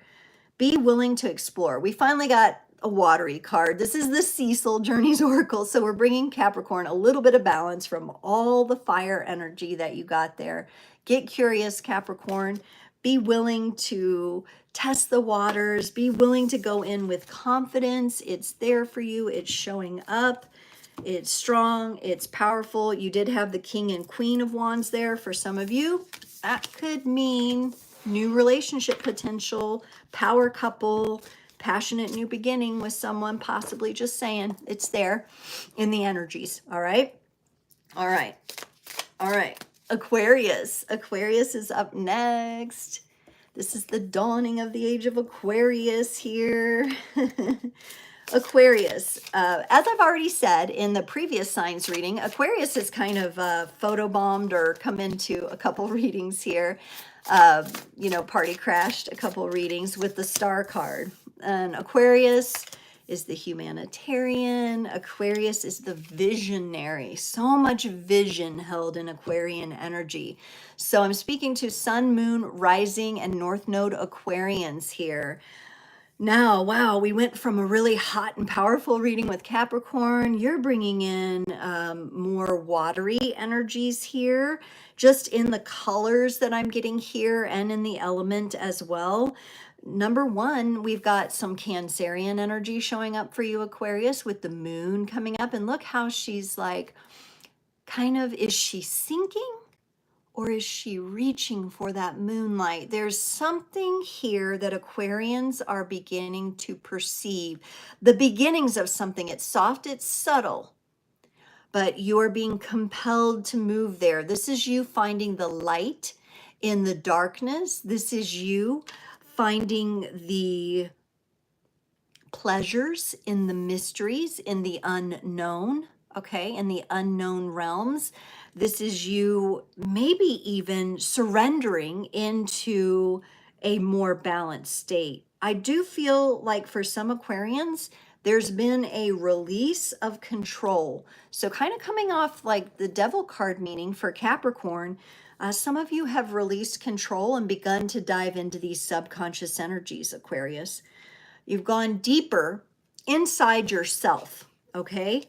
And I always say Scorpio and Cancer and Pisces, they go really deep, the water signs, but Aquarius is the water bearer. And it always made no sense to me how some sign that was called aqua wouldn't be water, right? Like it's aqua, like the color, everything about it is Aquarius, right? Of all the signs, you are definitely one who could claim the watery energies, and you are at this point. If you're coming upon this reading, whenever you're coming upon it, you are claiming these energies. One of the things you're actively doing is walking away from the idea of what you thought love was, and you're moving toward what you have learned it to actually be in truth, okay? Eight of Cups is walking away. This could be walking away from a person. It could be walking away from an unhealthy work environment, but there is emotional connection here, and with the moon, emotional depth going in there, all right? Michael says, if you can, you can. Sometimes it's just the timing, right? It's just the timing of things. But I will say, whether you're ready or not, Aquarius, you are being called. You're being called into these things. You're going to be called kind of into the mysteries of yourself, maybe into the subconscious realms a little bit. Maybe you're working on some things. Maybe you're letting go some pains of the past, all right? You're kind of reworking your idea there. And you're being called to something higher. The greater vision is coming in for you here, okay? Your greater being is opening up to yourself. The Judgment card is one of the cards that I have categorized as this can happen for any sign, okay? It is an opening up. It's a calling. It's going to require surrender. So if you're not already in a point of surrender, there will be more surrender coming in. It's a knowing. It's a knowing of bigger, better, more beautiful things opening up for you. It's a Jupiterian energy, and we have that Jupiter expansion going on right now. Of course, like Michael said, it may not be the right time, right? The timing may not be lined up. I think some of you maybe need a little reassurance about, yeah, it may not be the right time. And I kind of talked previously in one of the breakouts about time and how you got to be careful when you're working with time. Where you really want to come into is that timelessness. And so, Aquarius, whenever you answer this call is up to you. All right. You are actively walking away from something or leaving something behind. Maybe for some of you, this is just a new chapter in your book. It doesn't have to mean a total life redesign. This is a minor arcana card, but you are very aware of the deeper mysteries of yourself and you're going into those energies. And it's very interesting that I'm really looking at the way the arms are positioned in both of these characters. They're both positioned very similarly in a way that might even be heart level or protecting the heart space as well, which would make sense if you're going through something where you've had to end something or walk away from something. Let's get into this Eight of Cups just a little bit more here. This is feeling really good. I want to know what might you be leaving behind? What might you be walking away from? Now, remember, sometimes when we're moving away from things, the theme of what we're moving away for is represented in a person or a situation, possibly. You're definitely moving away. You've got the Knight of Wands and the Knight of Pentacles. All right, so the Knight of Wands comes up and says, I want to find maybe my own passion. Maybe some of you Aquarians have been stuck in, constantly someone else's life or business, or you've been in some sort of service role in your job where it took a lot of your energy to care for other people. And now you're kind of like, hey, I want to follow my own path here. So there's a lot of passionate energy that's going to start arising.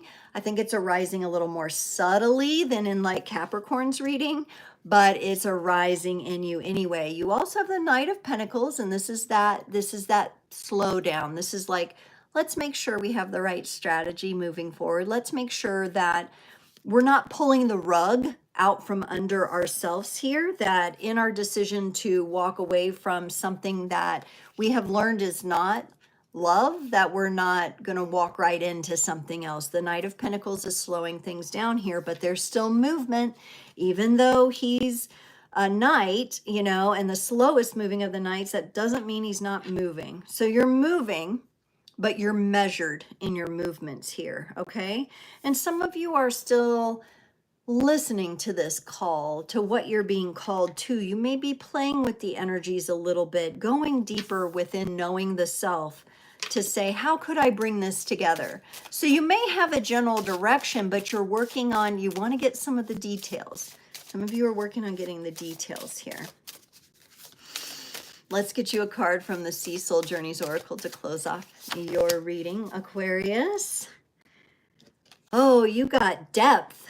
Depth. I love it here. Depth. And it says, may you immerse and go deeper. Depth. Normally, I would kind of connect this to a Scorpio energy, right? The depth and the mysteries and the Cancerian energies here. But here you are, Aquarius, being willing to do that. So you're no longer afraid of that water. You're really utilizing that water element to your advantage here, okay? And I think that's amazing. Okay, we're going to move on to Pisces. I am on a little bit of a limited time schedule. I have somewhere to be today. So we've got Pisces, Aries, Taurus, and Gemini that we're going to roll with and finish up here. Pisces Major Arcana card. It is the Hanged Man, the Hanged Man energies. Hanged Man is an energy of not stuckness. Remember, Pisces is about flow, but the Hanged Man figures out how to flow from the inside out, right? Through the areas of pause, through the times of connecting heaven to earth.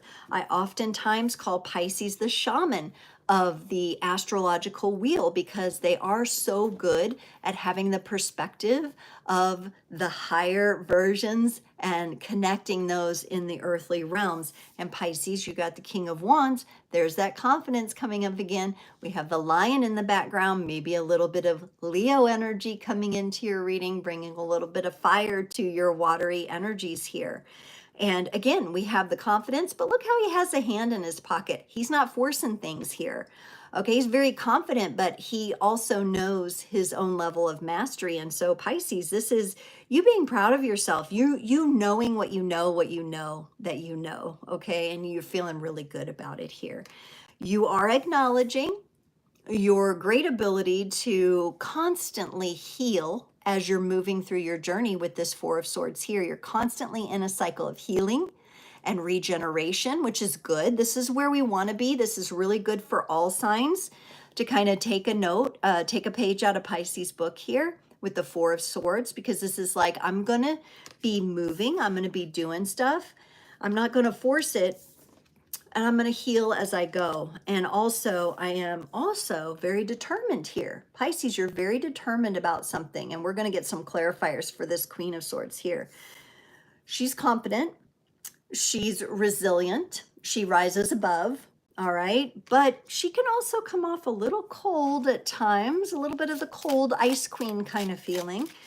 So Pisces, I wonder if some of you are kind of hitting up against something in your life, maybe. Let's clarify this Queen of Swords here. It's clarified by the Ten of Swords and the Nine of Wands. Yes, so something that has you frozen is coming to an end, Pisces. So you're definitely thawing out. We're bringing the Nine of Wands to the way that something has ended for you here. I wonder if you just, Pisces, have your heart a little protected right now, and you are focused more on maybe achieving something more of like mental education, mental healing of some kind, and closing off a cycle here for yourself. That's kind of what it feels like. You're in a bit of cautious energy. I'm not going to lie. You're kind of showing, I'm going to move forward, and I've got the fire here, that King of Wands. We have the Knight of Wands, but there's a little bit of caution here. I wonder if for some of you it isn't connected to childhood traumas, where maybe a little bit of that is coming up, and you're just ready for it to be done. Can that big part, that big chapter just close so I can be done? I want to move forward in these energies, and maybe there's a little bit of a way that you felt frozen. And so to bring the fire to it, to bring the heat to that and thaw it out is a little trickier at the moment for you. All right, maybe a little trickier than normal, but remember your confidence, remember your healing, that you're healing as you go, Pisces. I'm looking at these here. For some of you, it really feels like the swords energy, like somebody else's idea of what you should be or do, like got stuck into you at a young age. Because the Nine of Wands sometimes represents that ancestry as well, clearing out ancestral patterns. I think some of you got trapped, stuck in like a mindset, almost like a brainwashing at a young age, and you've really worked to unwind that and heal that. This is for Pisces, Sun, Moon, Rising, and North Node. Yeah, you got bliss energy here, which is nice. You like that. You like those floaty energies. May you feel deeply and transcend with these blissful energies. Yes, this is more your style, right? But in order for us to truly feel the bliss and the presence and just the richness of life, sometimes we have to let go of these more frozen energies. And it really looks like that's what you're working on. Something that was ingrained from childhood, though. Think of how many years this must have been burdening you, right? So it's going to take some untangling. And if you do feel frozen or cold or just standoffish to the energies, just understanding that that may be why, and it's okay. All right, we are going to get into Aries energy here. Aries, is represented by the Emperor energies, which came up for us, I believe, in Capricorn's reading, right? We got the Emperor and the Empress. So that would be the feminine energies on the other side of things. What does Aries have going on here? Aries. Oh boy, okay.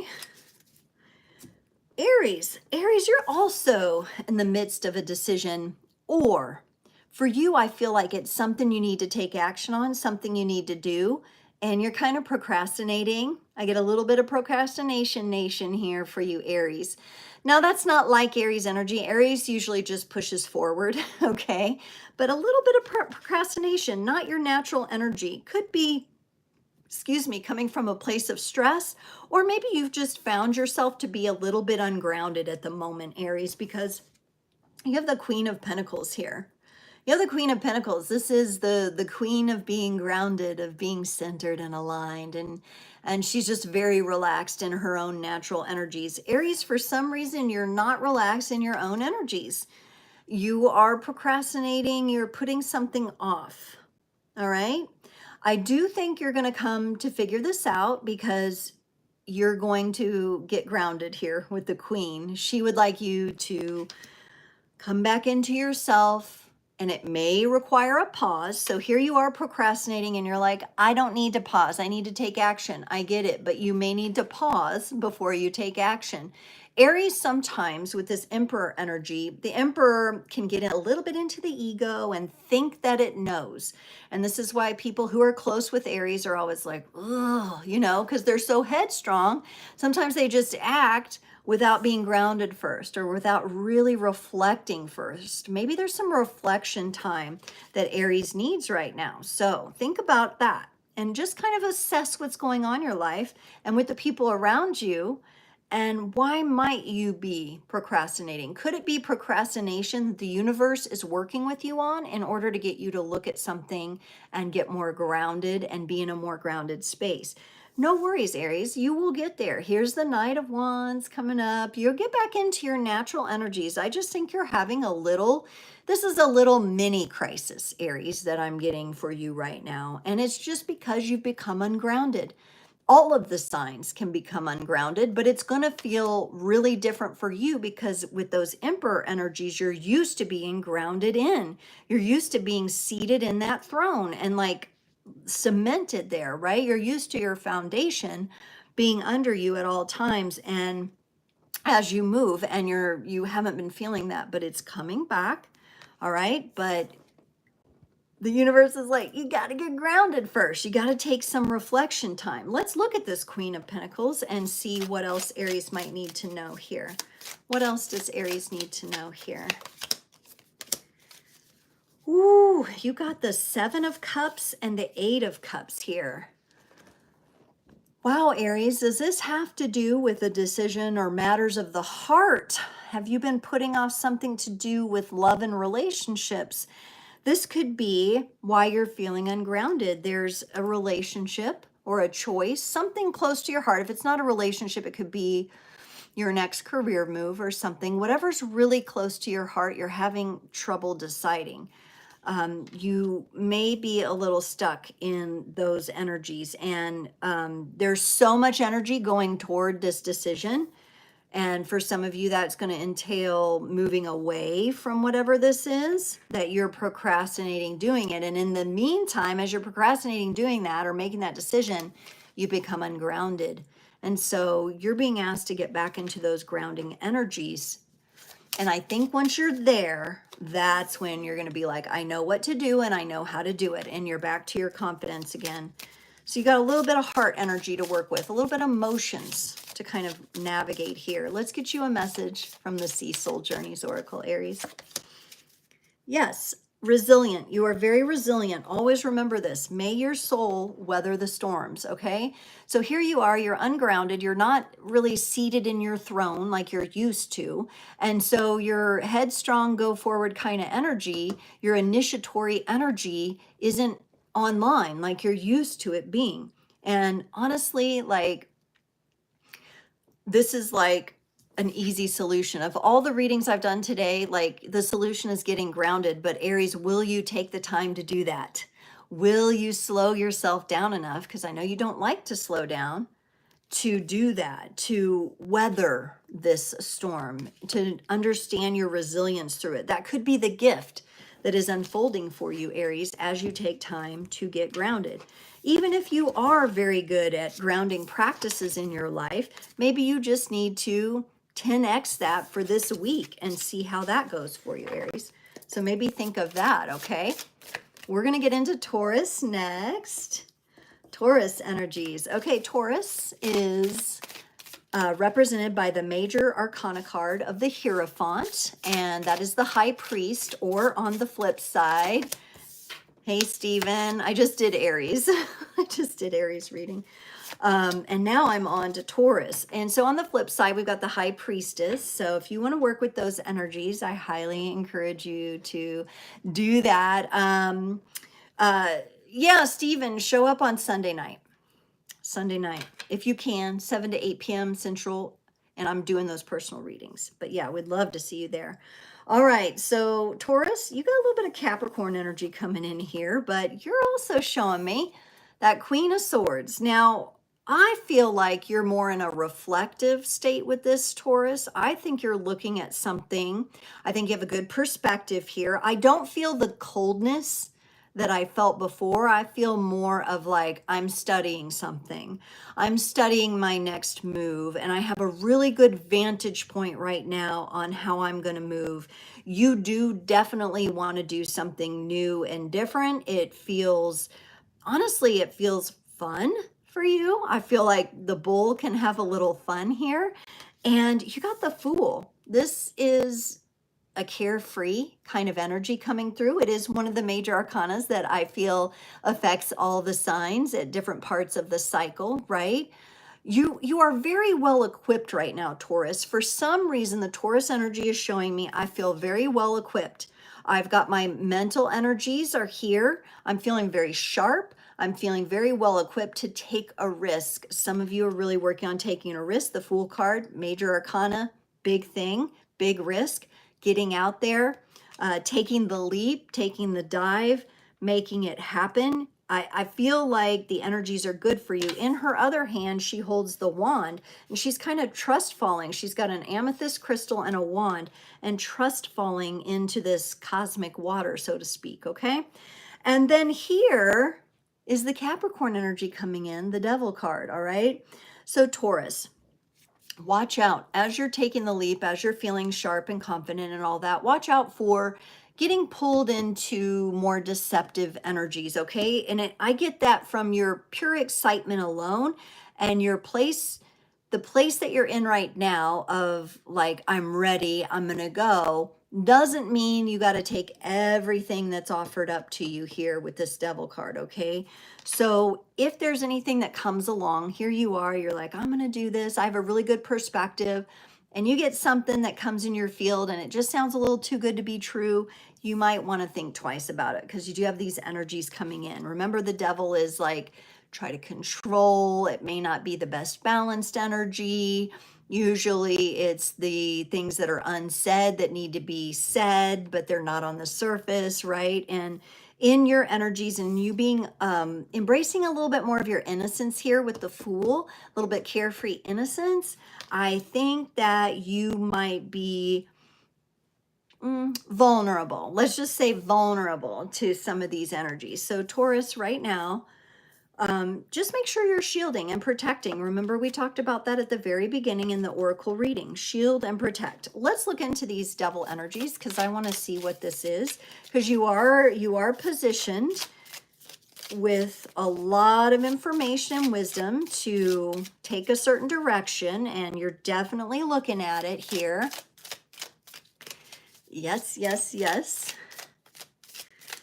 Let's look at this Devil card for Taurus. What do we got here? Yes. Okay. So it's kind of like this Devil card comes in and it like promises the world. For some of you, this could be somebody that you date. It feels like love bombing energy to me. Actually, we've got the Four of Wands and the Ten of Pentacles here. I can offer you all of this. So whether it's something to do with career or relationship, oh, I can give you everything. Oh, my goals are the same as yours. Oh, yes, I want a stable, healthy home. Oh, yes, we're going to put it all together. We're going to build and love, love, love, love, love, love bomb, right? That's with, it'd be all great. It would be all great. And I would give you the green light, except we have the devil card here. So I'm saying, Taurus, just be cautious, whether this is like a business offer or a relationship offer or collaboration or some email you get that's like really a phishing or a spam thing. Just watch out for it. If I feel like it would be obvious because it's promising everything. Oh yeah, everything's good. I'll give you the world. Taurus, I'll give you the world. That's really not the case, okay? All right, after Taurus, I've got Gemini, and then that's it today, guys.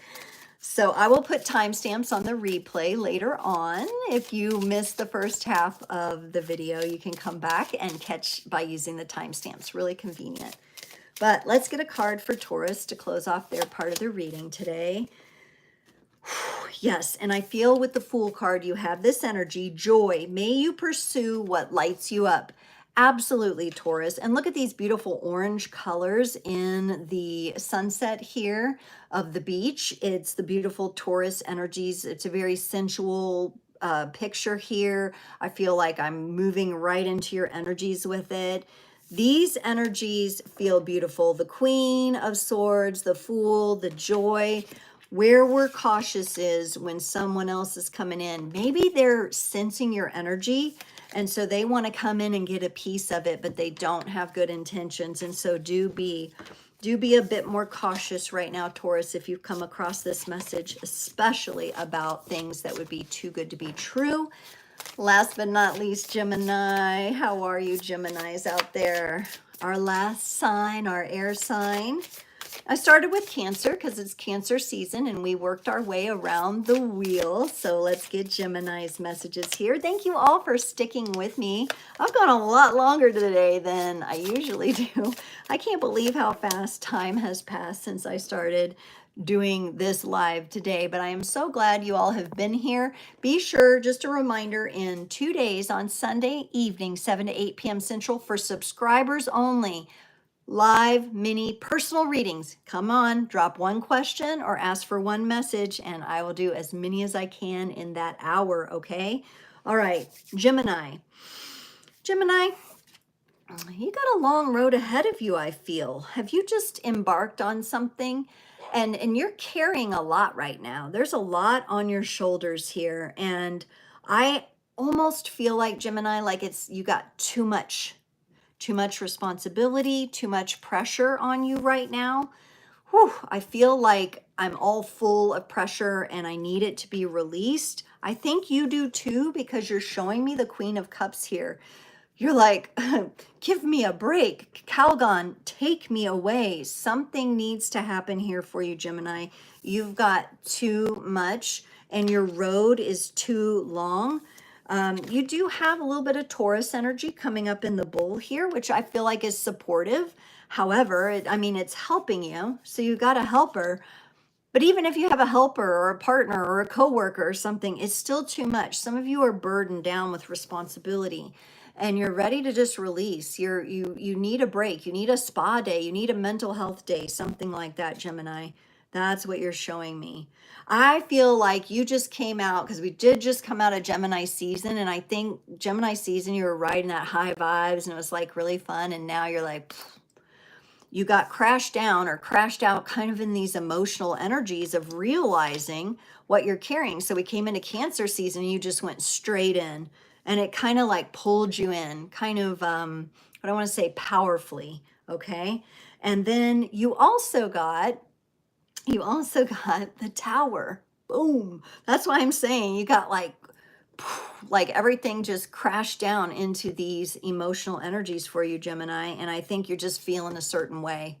Now, this tower is one of the best towers that I have ever seen. because it is very natural. It's like a squirrel, and he's like, uh-oh, I was trying to bury my nuts in this little mound, and uh-oh, this lightning is striking. But look at the beautiful butterflies that are forming out of the lightning. This feels like a rejuvenation. So your heavy load and the crash out or the crash down you're feeling is going to result in some sort of rejuvenated transformation for you, okay? Some towers are good, but it may not feel good in the moment. And I think, Gemini, you feel a little crashed out right now. Some of you may be needing more sleep. Some of you, like I said, you need to go get pampered. You need to take a spa day if you can. Maybe you just need a salt bath. You need something here. Let's get this Queen of Cups, because you really, like, I feel like you just really, like, the universe just kind of pummeled you in these energies here. Straight out of your season. Ah, okay. These emotional energies had to be addressed because of the heavy burdens you were carrying. You've been carrying too much, and the way out of this is to let's feel how that feels, okay, first and foremost. And then we're going to work on transforming it. King of Wands has come up like 3 times today. If anybody wants to look deeper into this card, it came up for more than one sign. Now, this is a confident energy, Gemini. I like this for you. I think you have resolve. I think you have dedication. You're like, okay, I've crashed out. I crashed down into these emotional energies. My season is over. There's a little bit of sadness there about it. But you're going to grab that wand of fire. The Magician shows up here. Now, what I love about these 2 cards together is the Magician, right, has the tendency, because the Magician is the number 1 card in the Major Arcana. It's one of the cards that I feel like all the signs have to deal with, right? After we come with a 0-point energy of the Fool and we drop in, so we have all the courage and the bravery and we drop into this reality, then we're like, we're born and we kind of navigate childhood and our adolescence. And we're like, oh man, there's all these elemental energies to work with. But also there's all these distractions. So we have the wand of the ether here that the Magician is holding on to, and the Magician is paying no attention to that wand of fire. But Gemini, you're showing me you are paying attention to that. So you may be using your magic by setting down that wand of the ether, which is like, I know everything, I have access to everything, look at me. Yay, I'm the best magician in the world. Or I'm a bit of a chaos magician because I'm caught, I'm trapped. I'm not paying attention to the elemental energies here, okay? This is one way to work with the Magician. The Magician isn't all magic and manifestation, okay? You got to work through some stuff here. And we don't get too cool for school. We don't get too big for our britches here, okay? We want to say, no, we've got to trade out this wand of the ether for the wand of fire here, because that's where we're going to first transform. We come back to the wand of the ether later, right? But there's some wisdom to be gained, Gemini. In all this crash out that you've had, there's some wisdom to be gained if you work with that wand of fire. I'd like to see you work with that fire energy, right? As you're rejuvenating yourself. That's the trick. You're rejuvenating yourself with water and you're wielding the wand of fire. Okay, so the deep dive that you're meant to be in, Gemini, is into your passions. The King of Wands is a very passionate energy. You've been burdened by something taking away from your true passions, your hobbies, your desires, the things you want to accomplish. And you've been, pummeled into this water energy with the Cancer season, but all with the purpose of you opening up into this loving energy and being able to go deeper into your passions. You can't do that if you're carrying the burden, or if the rug's being pulled out from under you by yourself or others, right? Or by distractions. And so that's the message here, Gemini. It's time for a spa day. It is time to rejuvenate yourself, okay? With that, everyone, I'm going to close out today. Thank you all so much for being here. Join me Sunday night if you can, 7 to 8 p.m. Central. I would love to see you all there. We have such a great community. It's for subscribers only. For anyone who subscribed today, welcome. I'm so glad you're here as part of the creators community. We appreciate you so much, and I can't wait to see you next time, all right? I'll see you guys.